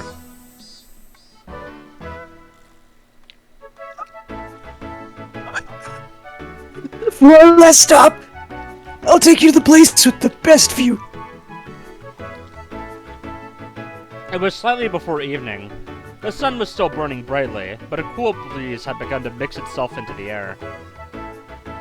It seemed my exploration of Hinamizawa with Rika-chan was just about done.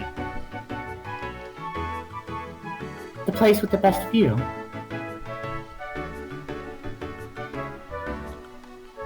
Well, Rika-chama, where else would it be but the view from around the shrine? Hearing that, Rika-chan smiled even more. Well then, I'll introduce you to my home, Akasaka. Huh? By Rika-chan's home, you mean... huh? The shrine! Furude Shrine. There's an observation platform. You can see some real pretty scenery. Just don't go in the ritual storehouse at 3 a.m. Furude Shrine. The gears are turning in my head. I think this guy might even be smarter than Keiichi. The girl who called Furude Shrine her home, Rika.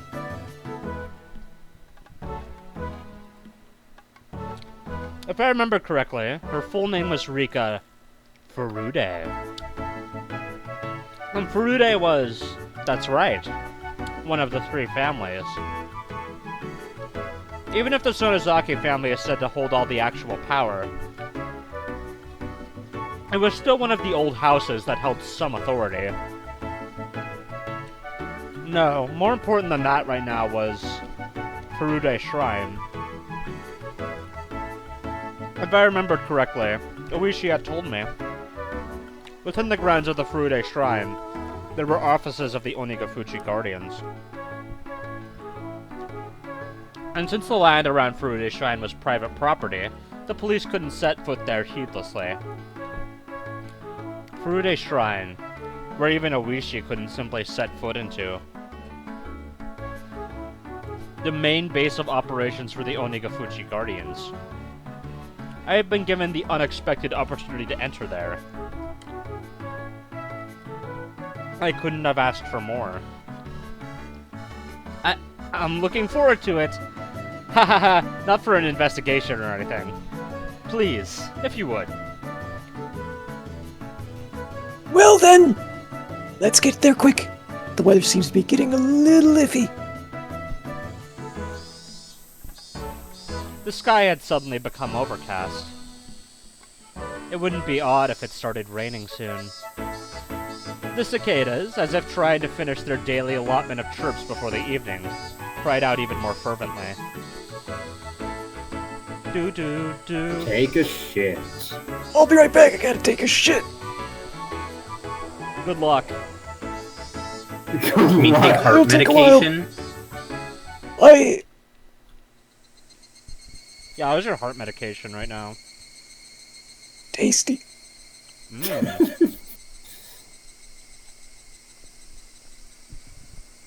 The van stopped in the shrine's parking lot.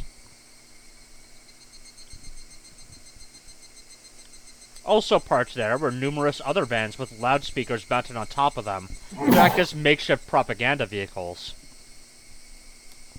Siren Head? On the side of each vehicle was scrawled, "The dam project must be demolished.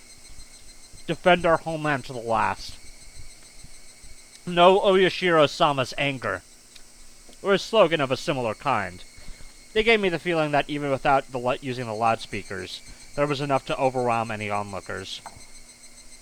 Do you know Oyashiro-sama? Yes, Hinamizawa. I kill you, you kill me.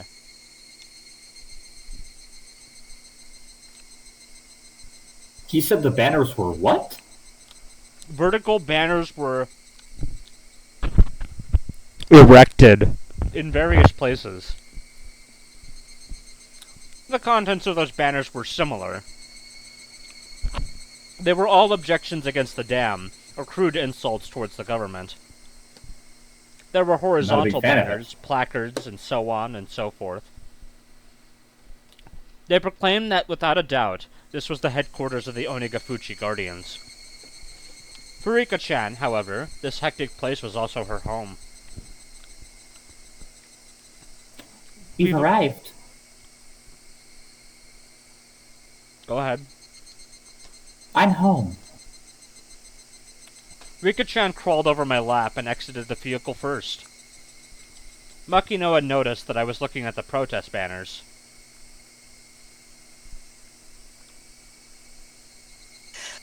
The shrine also has the offices of the anti-dam movement. For you, this probably brings back memories of the anti-security treaty conflicts back in the day.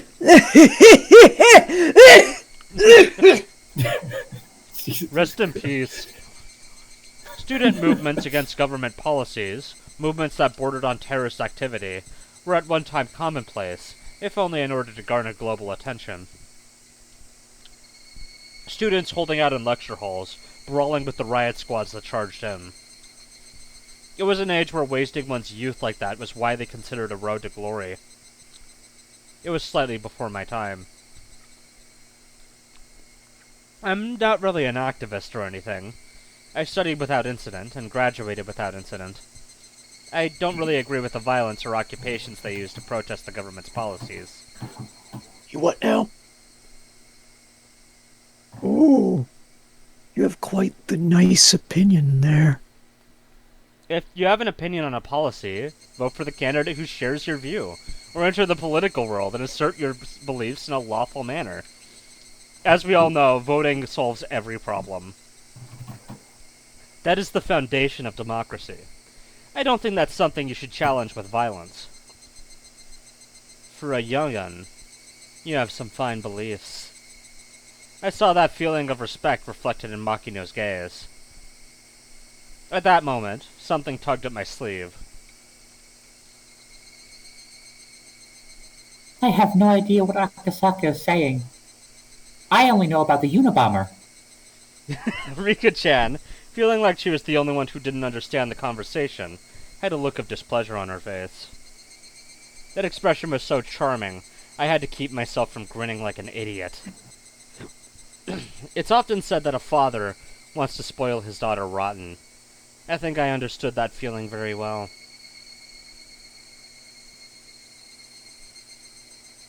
Sorry. It was a little hard for Rika-chan to understand, wasn't it? Japan is a peaceful country, so you have to argue your point in a peaceful manner. You shouldn't resort to violence, in other words. No matter how much I explained, a girl who was just boasting about being able to carry digits over when adding things probably wouldn't understand.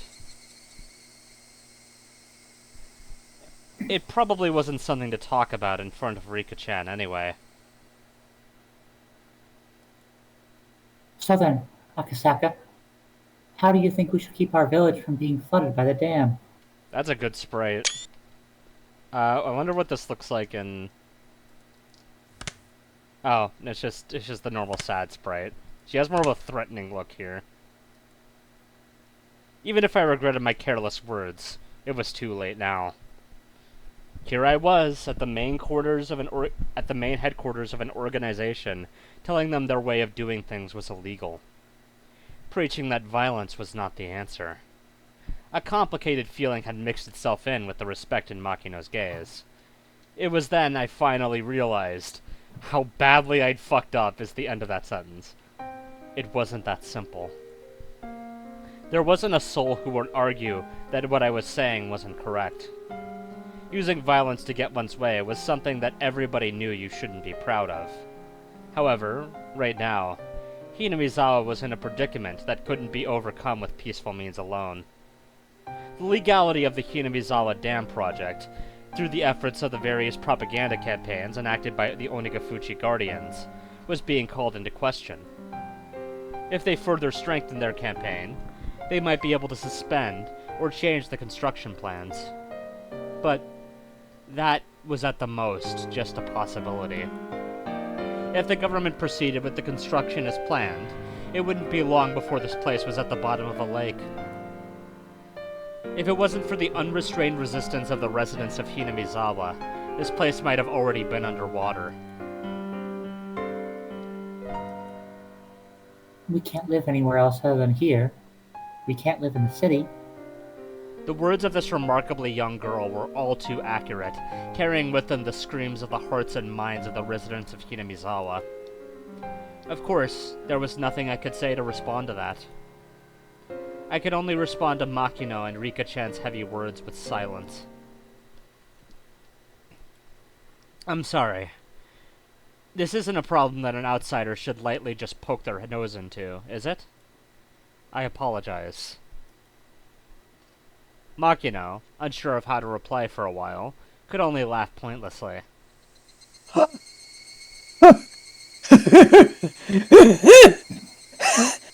It's nothing that concerns guests that make their home somewhere else.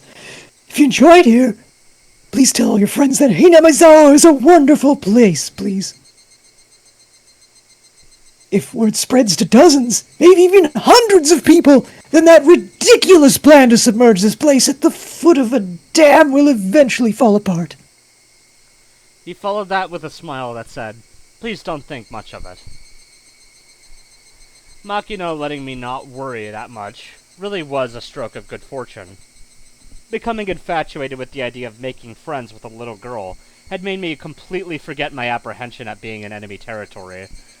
What a sentence that is. Being reminded of this right before I was going to step foot into their headquarters might have been a good thing. If we'd had this exchange in the middle of their office. If there was a short-tempered youth in there, they might have come at me. Thinking of how extreme they were, in the worst case, my life could have been in danger. It seemed that I looked quite despondent at that moment. Makino, thinking he had said something wrong, became flustered, trying to think of a way to improve my mood. I was a bit careless just now. I'm very sorry. No, don't worry that much about it. The sights you showed me around the village were all beautiful, wonderful places. I really do want to come here one more time. If this beautiful village is going to be submerged at the bottom of a lake, I can understand why you would fight so desperately. I had somehow managed to use my despondent look to change the topic in my favor. After a bit, Makino had returned to his usual high spirits. It seemed he believed I completely sympathized with his point of view. Now, let's leave the talk at that for now. There's a place around here with a really great view. Let's go, Akasaka. You have been added to Rika's party. Rika-chan, seemingly happy to be free from all the boring and gloomy adult talk, bounded up the stone steps. There was no real need to run, but in order to catch up with her, I also darted up the steps. There were several tents belonging to the town council erected on shrine grounds. Sorry, erected on the shrine grounds. Inside the tents were several folding tables and chairs, and a number of older town council members were livening things up with chit-chat. Akasaka really likes to talk about things being erected, doesn't he? Yes. They weren't saying anything incendiary, like, the dam project must be destroyed. It was just some relaxed, idle chit-chat between local geezers. The normal sort of calming scenery.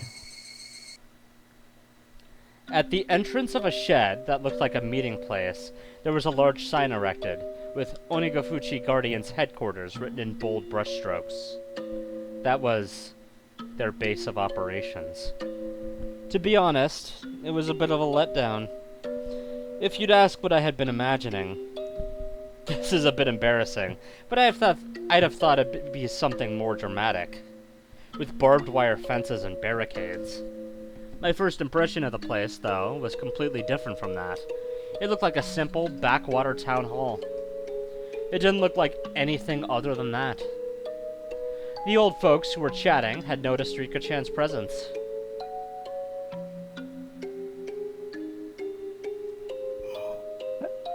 I think this is a different old person.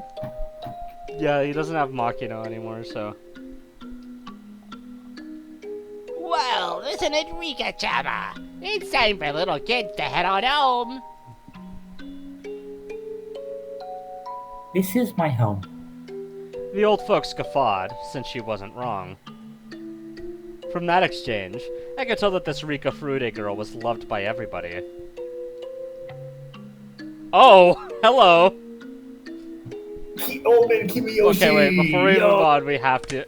No! He's gone! Reduced to atoms! No, that's just the PS3 sprite again, don't worry.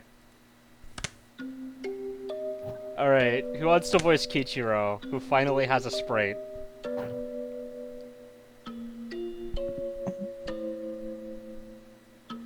Everyone's just clamoring for this one. Crawling all over yourselves to voice this guy.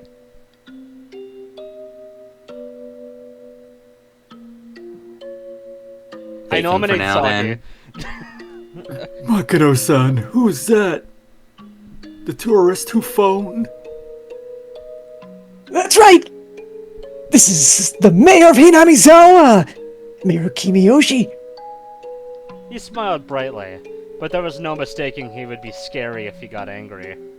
By the looks of things, this old man was the president of the Onigafuchi Guardians, none other than Kiichiro Kimiyoshi himself. Oh god! Welcome to Hinamizawa. What do you think?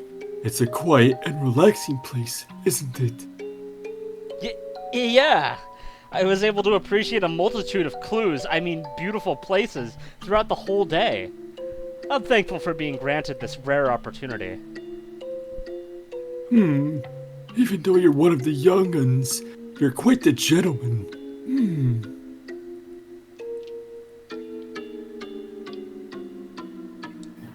Kiichiro, I want to show Akasaka a cool place.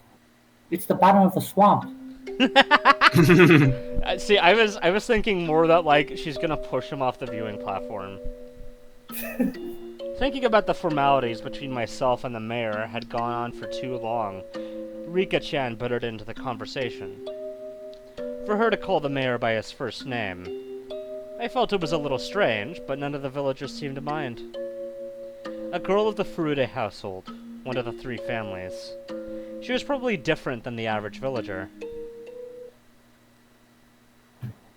Akasaka, over here, away from the BGM. Rika-chan tugged at my sleeve.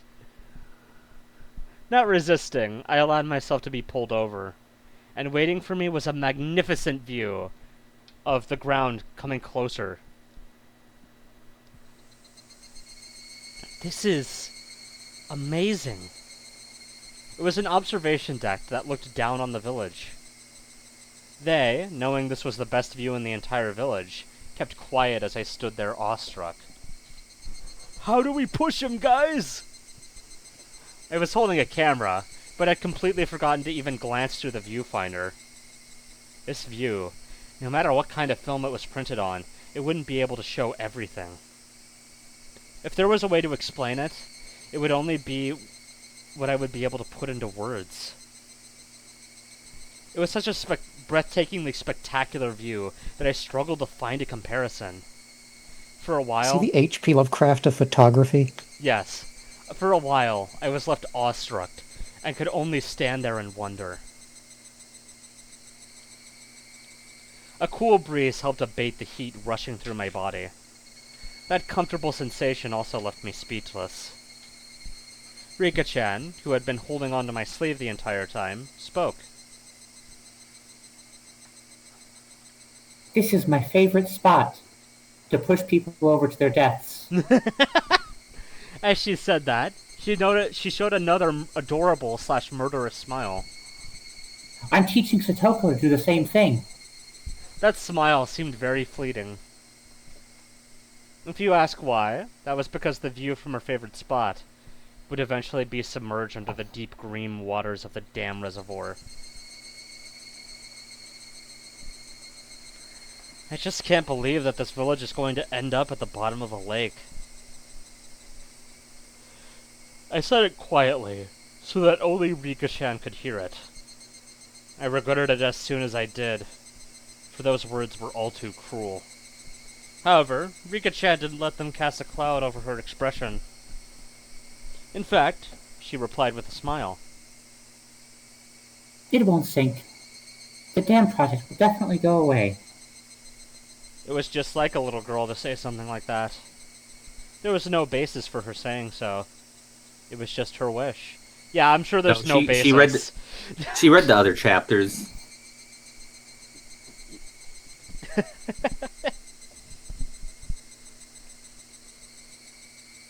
Akasaka, do you think this village will be submerged? It's not that I want it to be. I knew how important the dam was. I knew that it was necessary.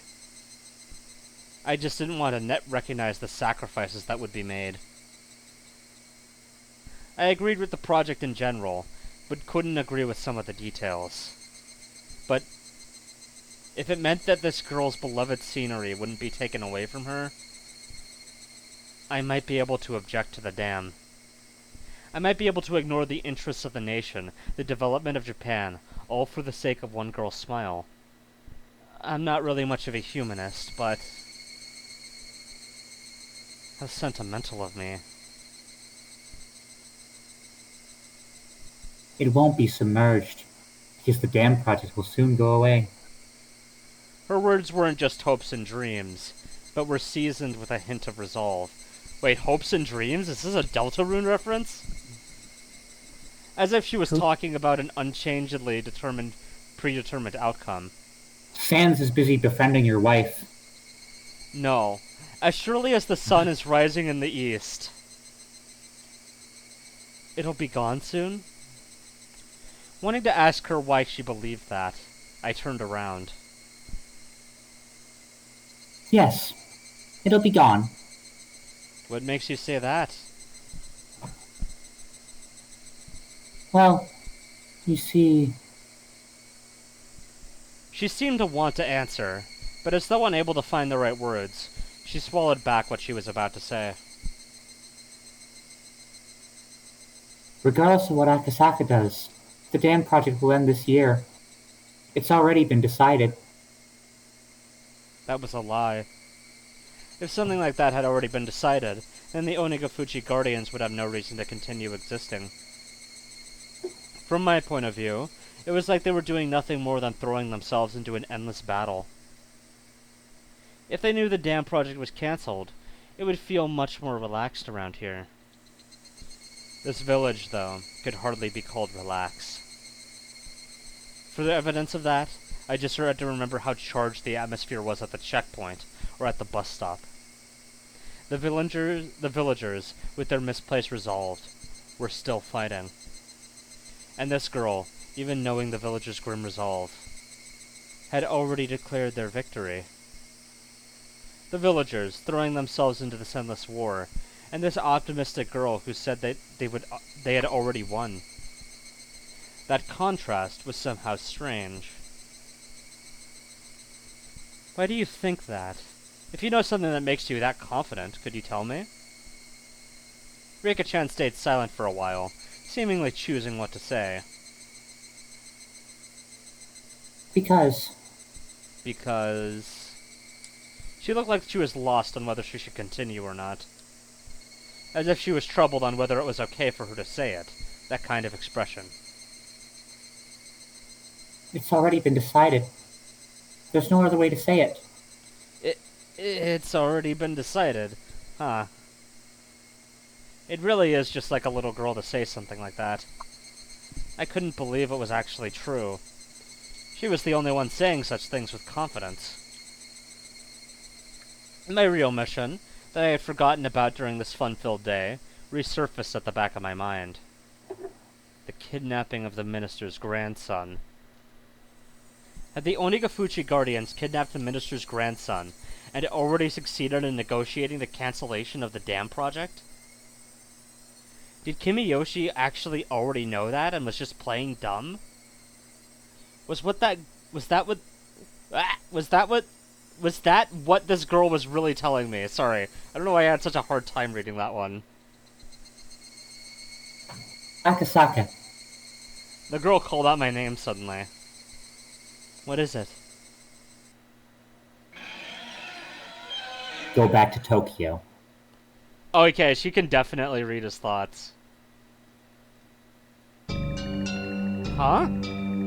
92.28.211.234. I wasn't only surprised at the sudden command.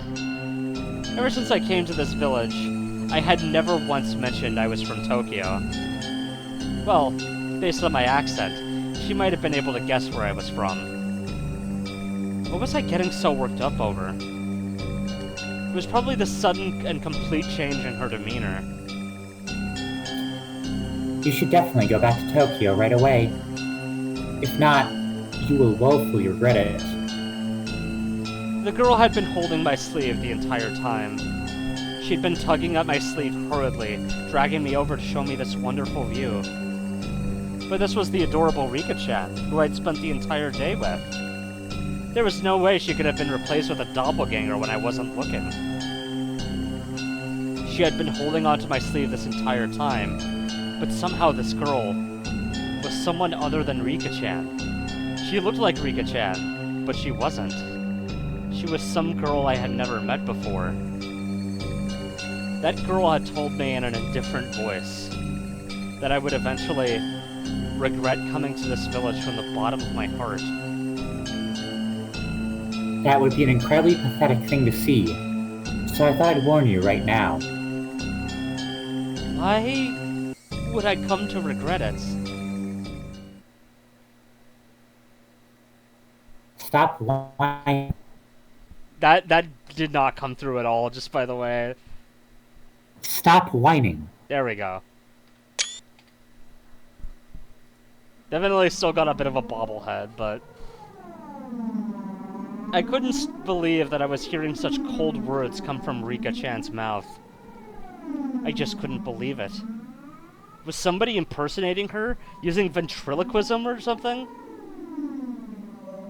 Thinking that, I wanted to take a look around, but the girl's gaze had me pinned down, making me unable to move. When you tried crossing the road when the don't walk sign was up, did your parents finish explaining why it was dangerous before pulling you back to the sidewalk? They'd pull you back right away, wouldn't they? They'd pull you back before explaining why it was dangerous, wouldn't they? In other words, something like that. The girl I had spent time with, Rika Furude, would not speak like that. You've known her for a day. He knows her so well. Yeah. She would speak with a cuteness befitting her age, with brief, childish remarks, expressing her emotions honestly. Isn't that what she's doing right now? She definitely wouldn't speak with such pointed words. Thank you, Rika expert Akasaka. I've warned you. Don't get the wrong idea. It's not like I'm saying this because I hate you. You don't need to tell somebody who's better off dead that they're in danger after all.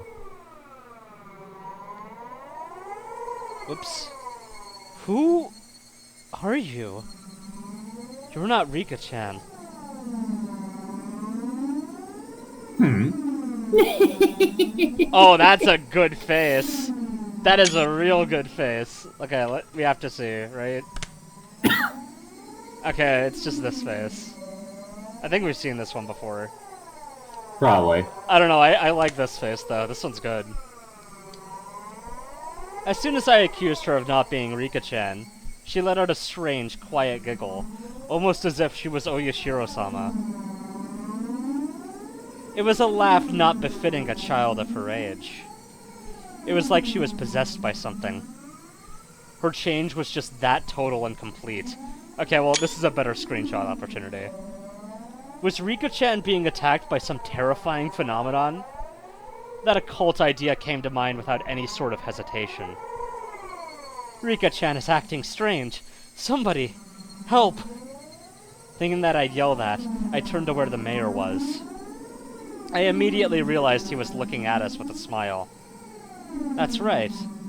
To him, it looks like nothing more than me and Rika-chan fooling around.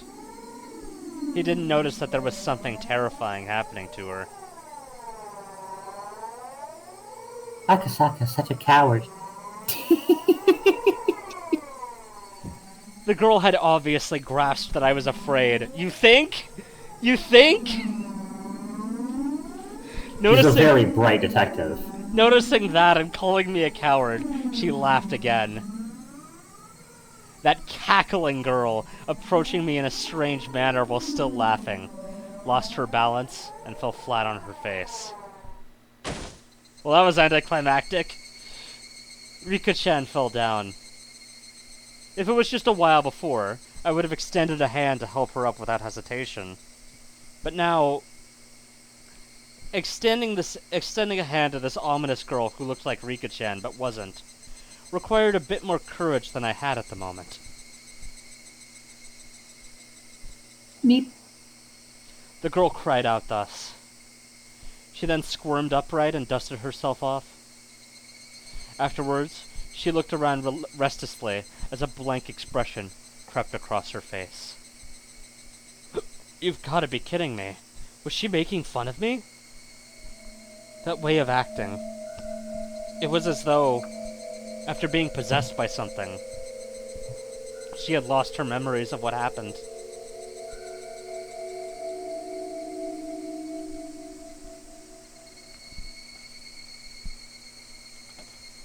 You're joking, right? Rika-chan? Meep. I don't know if Rika-chan had heard me or not. She just cried out like that, as if questioning herself.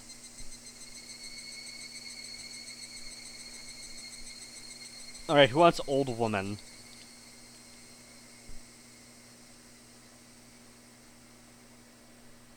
Wow, everyone really... Okay. Hey, mister. Rika-chama too. Tea's ready. There's some snacks too, so please come along and have some. An old lady wearing a smock was waving energetically from the entrance to the office. The fact that they pointed out that she's wearing a smock means that we'll probably meet this character later. Maybe? Surely. Hearing that there were snacks, Rika-chan's expression changed. Yay! Okay, I have snacks now. I'm gonna be normal again. Hey, Carefree you're not you when smile. you're hungry. You're not you when you're Rika just needed a Snickers in this scene. Nothing was actually wrong. A carefree smile. That was a familiar smile. The one that belonged to the embodiment of my ideal daughter. Why do you keep saying Stop this? saying that. You've known her for literally one day. That is such a predatory line, bro. Any hint of the creepy girl that was just there, spouting sinister words, had vanished.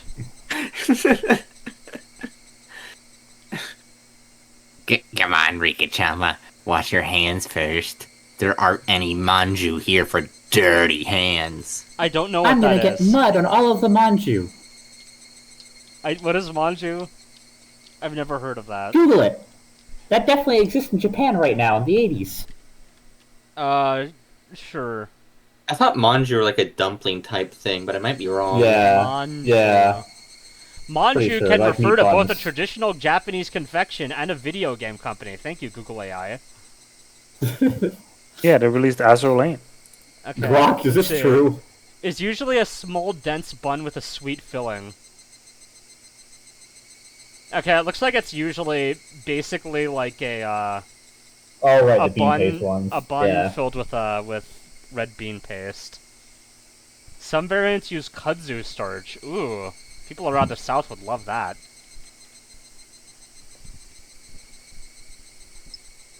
Ow. I'll wash them real good. Beep. Do you guys know about that whole thing where, like, certain parts of the U.S. have a kudzu infestation?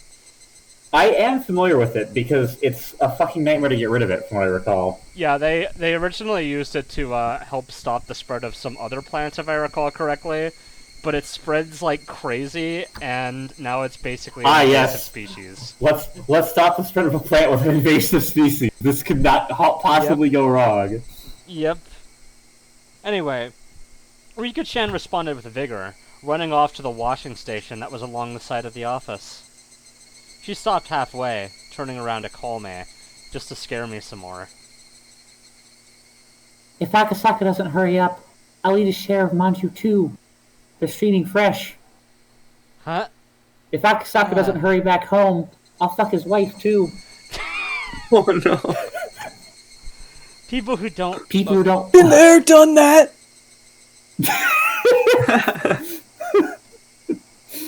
People who don't wash their hands aren't allowed to eat any Manju.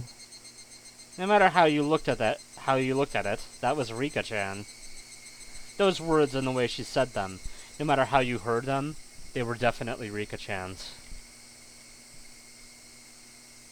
Come on now, mister. You're the adult here, so show her how it's done.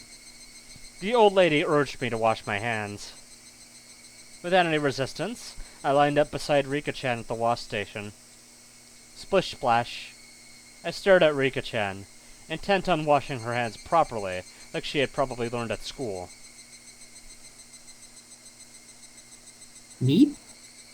Did I do something wrong? Huh? By wrong, you mean... How I'm washing my hands. I only got 4 gold stickers for it. I'm probably bad at washing my hands. Only 4? No! Gotta step up them numbers. You're not doing anything wrong. Just because you failed your hitless run, that doesn't mean... If you're watching them that carefully, that's more than enough. Actually, it wasn't a hitless run, it was a hitman run. But it's not, Akasaka. If you don't use a brush and clean out the dirt underneath your fingernails, you won't get a gold sticker. Oh, so she's stinky too. She has to take a really hot bath for more than 24 hours. Oh no. Rika-chan, you're very diligent. That's something to be proud of. Nipa! Star, I was praised by Akasaka. No matter how you looked at it, it was Rika-chan. There was no trace of that girl from before. Exactly what was that sinister girl, Oyashiro-sama? Rika-chan, what was the meaning of what just happened now? Do you know Oyashiro-sama? Just now, you told me to go back to Tokyo, didn't you? Did I say that? I was at a loss for words. She didn't remember what that girl just now had said. Like I would ever believe something as occult as that could happen. Like I would ever believe that Rika-chan could be possessed by that strange girl and say those creepy things. Rika-chan, you definitely said that. Gaslighting is Me? real. Her expression told me that, despite my saying so, she had no idea. She wasn't playing dumb. She actually didn't know. Exactly what was that just now? Just as Rika-chan had said, I let a look of confusion creep across my face. The two of us, both looking like we had no idea what was going on, must have certainly been a humorous sight to behold.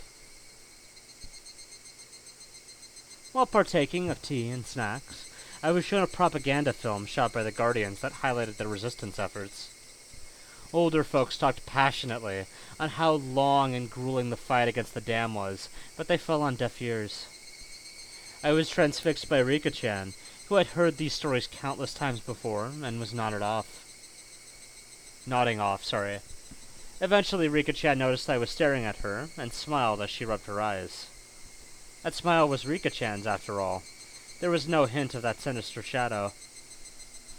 After that, my unreasonable fear of Rika-chan lessened with the passing of time, but I could by no means forget what had happened. It eventually grew dark. The mayor said that they had prepared dinner, but I said I would come again tomorrow and took my leave. I had to return to the hotel and file my regular report with the section chief. I see. Well then, please come again tomorrow. If you phone, we'll send somebody to pick you up right away. I appreciate your hospitality. I'll probably come again and enjoy myself tomorrow. Yes, please do. It seems that Rika-chan has taken a pretty big liking to you. Akasaka, are you coming in tomorrow? I finish after 5th period, so if you could come in around 3 o'clock, that would make me happy. This is the exact time and date of your death. Please come again. That pure smile urged me to do so. There wasn't a trace of that evil aura. I've already written your name in the death note, Akasaka. Depending on what happened next, all that might end up as nothing more than my hallucination. Thinking about it logically, if the daughter of the Furude household, one of the 3 families, had taken a liking to me, then this was a strong foothold for my investigation from here on out. It was like a free ticket for a reason to visit Hinamizawa. If only I could treat that little incident as a figment of my imagination, and having this girl who was the embodiment of my ideal daughter grow so attached to me wasn't bad either. Please stop talking, Akasaka. Please stop calling her that. It's like the fuck. Cuck the pedo arc. I don't think I mean, he's like, being cucked I mean, it ties together because, like, another man fathered this child. True! True! I had successfully Which is his ideal. One and the same. I had successfully dove into the belly of the Onigafuchi Guardians, and had the mayor, as well as other important members of the Alliance, welcome me with open arms. Just like they were diving into his wife. It was a great turn of events. However, I still felt uneasy. Getting back to the hotel, I forced down an almost painfully cold beer until I could clear my mind. The shock from that incomprehensibly strange incident continued to torment me.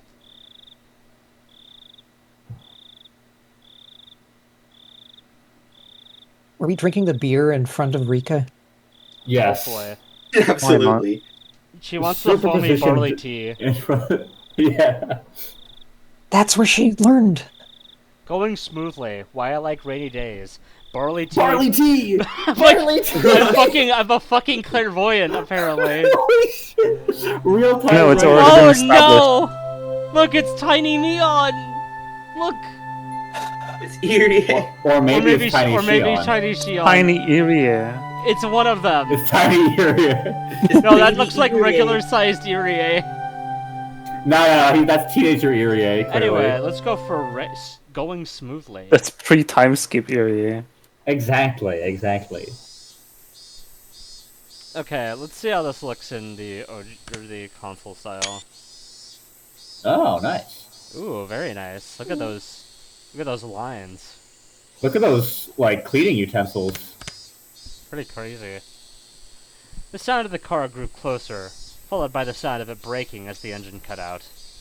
At that moment, his up until now lackadaisical footsteps grew decisive as the man in the room dashed up to the wall beside the window and carefully peered outside. It was his comrade's car. Even so, he still didn't relax his guard. Eventually, the sound of footsteps approached the door. Thump. Thump, thump, thump. It was the passcode. I'm back! Open the door already.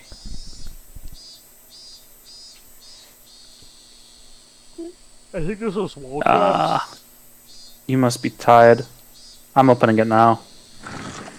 After the locks were undone and the door opened, a man appeared, his arms laden with swollen plastic grocery bags. The bags in his hand had Sevens of Heart written on them, with bread and milk cartons able to be glimpsed within. The Why- Onigufuchi Guardians did 7-Eleven. He forgot the pork bone and ginger ramen. Why do we keep coming back to Sevens Mart? It's an important plot point. Remember what happened in Onikakushi there? Is the only chapter it's not been mentioned in so far the second one? I don't Are feel you like sure it was wasn't ever... mentioned? Are you sure? See, this is why I need to reread Watanagashi. No. The culprit is Sevens Mart. Yeah, no, it's the manager. Anyway. Like, don't be ridiculous. Her culprit is the ramen itself. Anyways, there were bread and milk cartons. I'm sure Sagi will be happy to hear that. Mm-hmm. The contents of those bags were then spread out over a sheet on the floor. I bought some cup noodles, so I go boil some water. What's the kid doing? He's been sleeping the entire time. Thank God he's not causing any trouble. He did struggle a bit when he was about to shit himself. Don't let him crap his pants. It'd suck if it started smelling like an outhouse in here. Yeah, I know. Check the gag every now and then. We don't want it to get too loose, so keep it tight. But not so tight that he stops breathing. I said I know. Huh? Didn't I ask you to pick up another can of gas for the portable stove? We're out. You never asked, you idiot. God. Seriously? Come on, work. Damn it! He rattled the portable stove as he struggled to get it to light. Seeing that, the man who went to buy supplies let out a deep sigh. And with a backwards glance at that sight, began to walk to the corner of the room. The kidnapped boy was sprawled out on a sheet that was spread out on the floor. Boy, you doing okay? Of course, the man didn't assume the kid was able to hear that question. That was because the boy's ears were plugged, with his eyes and ears thoroughly covered by packing tape. Also, his mouth was gagged with a thin, twisted-up towel. Because of that, the boy was unable to close his mouth properly, his cheeks sticky with his own saliva. Of course, that wasn't the only reason. Both his arms were tied tightly behind his back with a leather belt. You seem to be doing okay.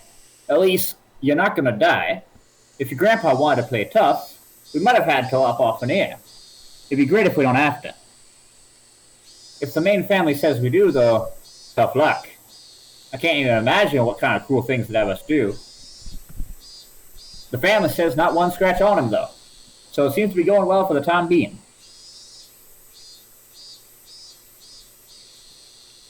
The minister is discreetly withdrawing the dam project. The Hinamizawa Dam is indefinitely postponed. I wonder when we're letting the boy go. I just want to be done with this already. The main family seem to be gauging the timing. I don't know when it will be, but probably soon. Isn't that great, kid? You'll be let go real soon. The men didn't know if their voices were heard by the boy. For him, there was nothing he could do but continue to sleep to escape his harsh reality. More importantly, what are we going to do about the gas? We can't eat the cup noodles raw. Not a ginger and pork bone ramen. If we're out of gas, say something. Jeez. Of course you can eat it raw, just drink the powder. Why I like rainy days.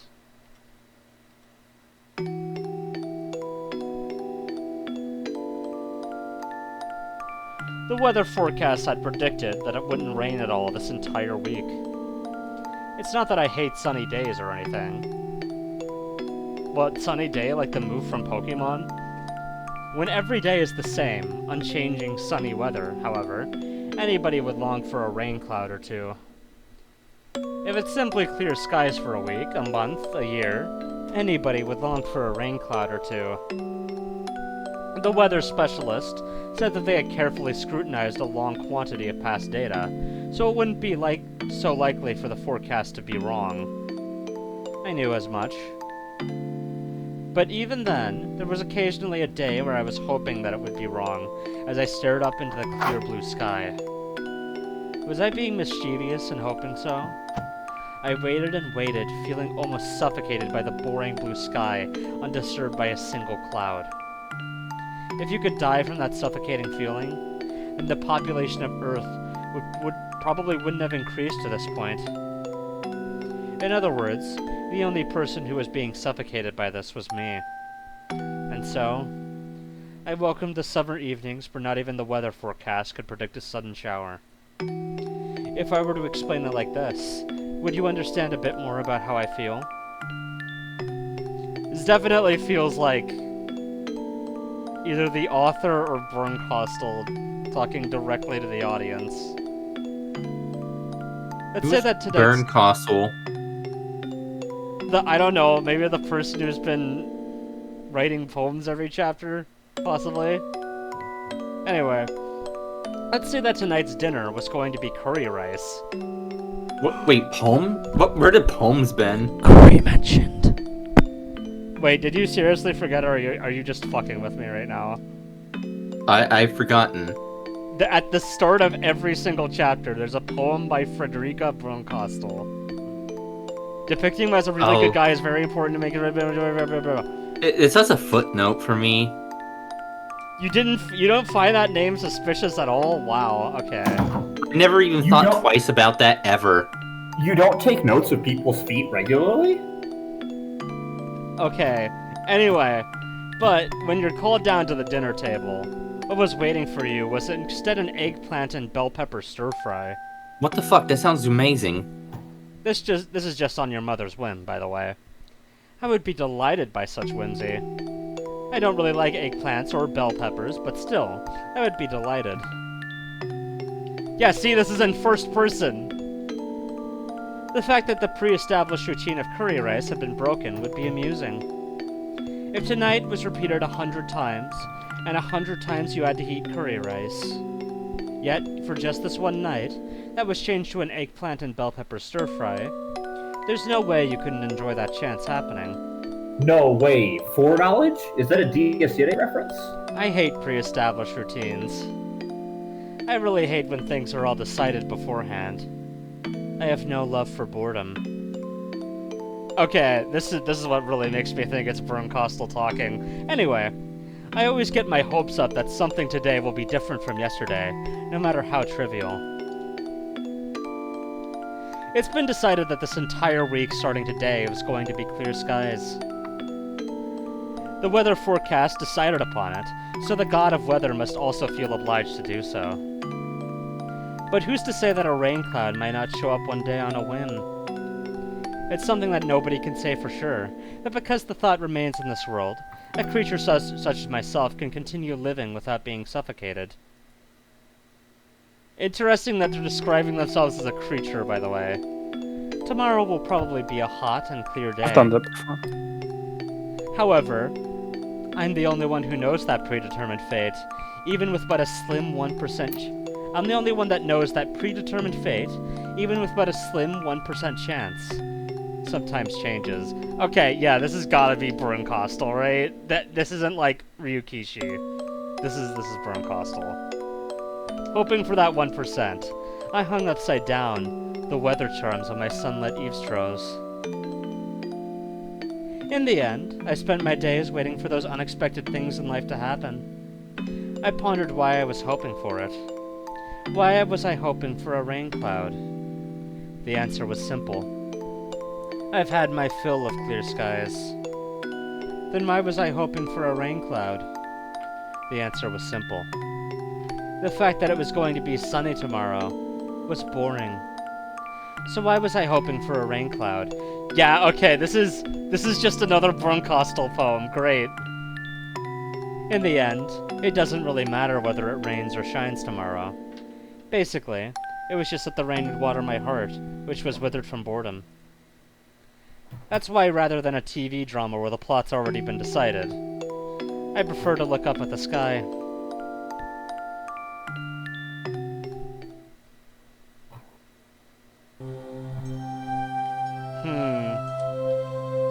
Maybe I should gather up all the poems and post them here so Sagi remembers this time. It seems like it's gonna be important now. Anyway. I probably won't. Barley tea and black tea and a millstone. I really do hope that they reveal it this chapter, to be honest. Oh, look at him, he's beautiful! Let's just double check. I know it didn't look like it, but I just want to double check. Yeah, no, that's pretty much the exact same sprite. Anyway. Why are we so switching? God damn. Your blood pressure has improved. For you to recover so quickly at your age, I'm rather impressed. What do you mean? Why are we switching? This is how the game normally looks. At this rate, you'll still be kicking after a couple hundred more years, Oryo-san. The young doctor in his medical coat said that as he undid the blood pressure cuff from the arm of the old woman tucked away in her futon. Actually, you should just to see change the modern sprites just in case. Oh my god, yeah. There she is! Okay, I guess we'll keep on modern sprites. I'm done with this gag now.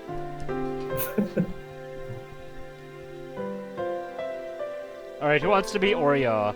This character has been mentioned several times. She surely won't be relevant in the future. I'm sure she has no relevance being the head of the Sonozaki family at all. And I'm sure you can put like a Yakuza mobster voice on for her. I'm sure she isn't already dead at the start of every arc. Oh my god. I was thinking about that, but after what happened in chapter 3, I'm not so sure anymore. Anyway. Wow, a lot of people want this actually important character. Wow. Everyone wants to voice the old people, you know? Right. You're a very good physician, Dr. Irie. If a persistent old fart like me doesn't hurry up and die, I'll just be in the way of you younger folk. Ho ho ho ho ho. The old lady, Oreo, laughed faintly with a broad smile on her face. Then, turning towards the sliding door, she called out in a strong voice. Is Shimiko-san or Dayako-san there? Bring some tea for Dr. Irie. The sound of rushed footsteps from the hallway drew closer, until finally the door slid smoothly open. What it revealed was a young girl. It looked like the old lady's granddaughter. Okay, well, we have to see if it's different in the original, at least. Nope! Okay, well, different shirt in the Manga Gamer one, but I don't want to look at that one too long, because it's kind of creepy. Anyway. Shimiko-san already left for the day. Do you need anything? Mion, mix some barley tea for Dr. Irie. Okay, so I'm just gonna be talking to myself this whole scene. Okay, got it. Did you want some too, Granny? Or would black tea be better? Want lots of milk and sugar? I'll measure it out myself, so you don't have to put any in. Oh my... What? Oh, you're keeping the Mion voice for audio. I don't know. I'm voicing 3 things at once in this scene, because everyone's a fucking coward, apparently. Anyway. I'll measure it out myself, so you don't have to put any in. Just bring the sugar jar and some milk when you bring the tea. You know, I'm gonna go for, like, old hag witch voice, because it seems like magic has been brought up a lot this chapter. It seems appropriate. KK. The girl named Mion, after giving a rather uninterested response to her taskmaster of a grandmother, returned to the hallway. Pour the doctor's tea in the cups for the guests, and make sure you bring a coaster too. Also, make sure to dry the And your outside of the little dog, glass, too. okay? Yeah. You're such a fussy pants. A tired voice wafted a reply from down the hallway. The apathetic tone of voice was far from unusual. The old lady let a wry smile slip across her face as she chided the girl. Jeez, that girl just won't learn. Nothing I ever scold her about sticks. No, Oreo-san. You don't have to say that. Mion-chan is doing her best in her own way, even though she's so young. Her mother was the same way. Couldn't teach her anything. The apple doesn't fall far from the tree.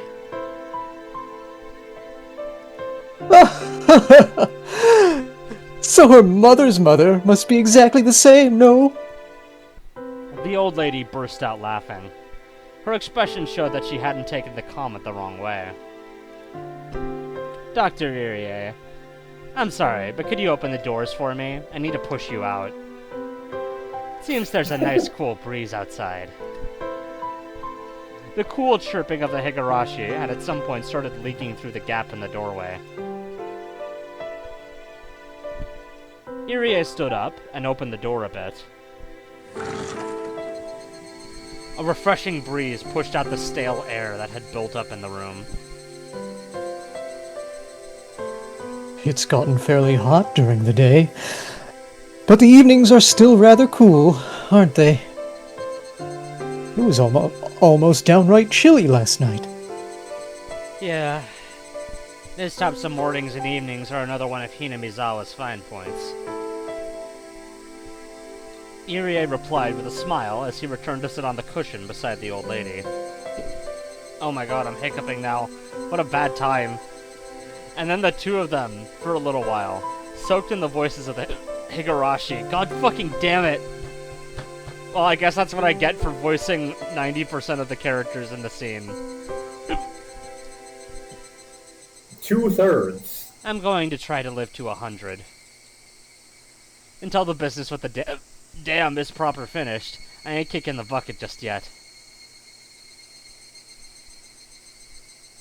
To get the government to withdraw a decision they've already made is a fairly difficult thing to do. Sorry, it's already decided? The way this country does things is like turning a millstone. A heavy one at that. A millstone? Don't you know? A millstone. Irie quickly affirmed that of course he knew what the old lady was talking about. For he knew full well that Oreo didn't like having her stories interrupted. This millstone, see, can grind anything to a pulp. It's rather impressive. But you see, it doesn't turn that easy, because it's a rather heavy millstone. Lots of people have to work in unison to even get it to budge. Or to get it to even budge. It's that type of millstone. Irie pursed his lips, listening quietly to what she was saying. Eventually, Mion returned with some tea laid out on a tray. Seeing that Oreo was talking and in a good mood, she quietly knelt down and laid out the sets for the barley and black tea, careful not to interrupt. That's why, when it gets going, it's not that easy to stop. It takes the most effort to move it right before it starts turning. Everybody hates that, so everybody keeps pushing it along without rest. You're talking about friction, right? I get what you're saying. Also, you said it was 2/3, but Irie is intentionally saying silent here, so no, it's still just me. I'm gonna have to stop immediately after this because of my hiccup. By the way, maybe you should let him talk. Maybe you should let Irie talk more instead. Oh my, you know what? You can take one of the characters if you want to, so bad. So, in other words, if there's some sort of mistake, and the millstone suddenly stops turning, to get it turning again takes a great deal of power, more or less. Okay, you know what? I'm taking back Oreo. Certainly.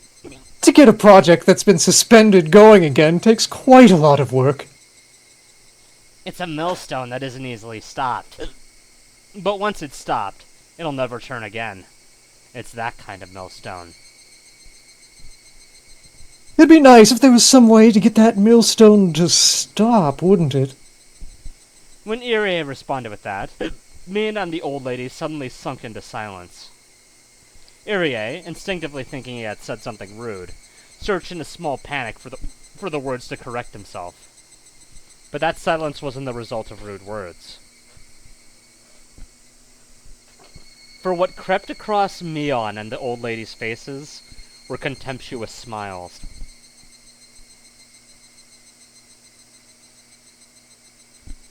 Contemptuous smile. Contemptuous smile. I assume they were laughing in the PS3 version. The atmosphere surrounding Irie suddenly froze, leaving him flabbergasted.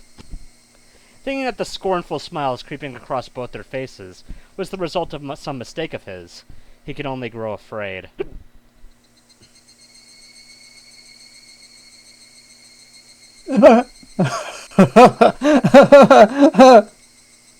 It hadn't been that long at all since he was enveloped by silence.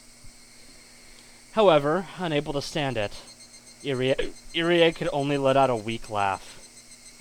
Irie's laugh eventually spread to Mion and the old lady.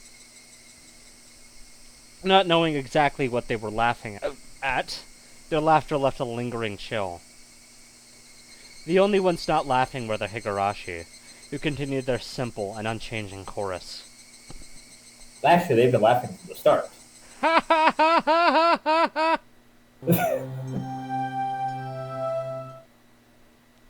Okay, well, I'm gonna need to stop now because I got the fucking hiccups from having to voice so many characters. This isn't a in that bad section. stopping point, to be fair. I mean, we are almost at time Yeah. anyways, so it doesn't matter, but, you know. We're functionally at time. Yeah, that's a We're not gonna get decent we're not spot. gonna get another chapter in 2 minutes. Okay. I mean, like, you just wanted to voice those three characters so badly. Yeah, Yeah, everybody was stepping up for it, but I took it upon Yeah, myself. stopping You literally told me not to. Okay, well, after I heard what you were doing for Oreo, that's what I... Think about it, Yeah, think you about wanted it so bad. Stopping you from voicing Oreo would be like fucking your wife. No. Like, why would we do that? No. No. No. I can think of No. a few reasons. No. Anyway. Anyway. Listen, if anyone is fucking someone's wife here, it's Burn Costal. Let's be real. What? Is Birdka still the wife, or...? No, she's fucking the wife. Okay. Oh, it's like Carmilla, I see. Yes. She even has the whole, like, forced to take an anagram of your real name thing going on, doesn't she? Can't believe Oishi's Burn Castle. Wow. Wow, that's crazy. Anyway. No. Oishi is Burn Cake still. Anyway, I can't believe Soggy forgot about that astoundingly suspicious detail. Anyway, bye. Bye. I fucking hiccup. Ah!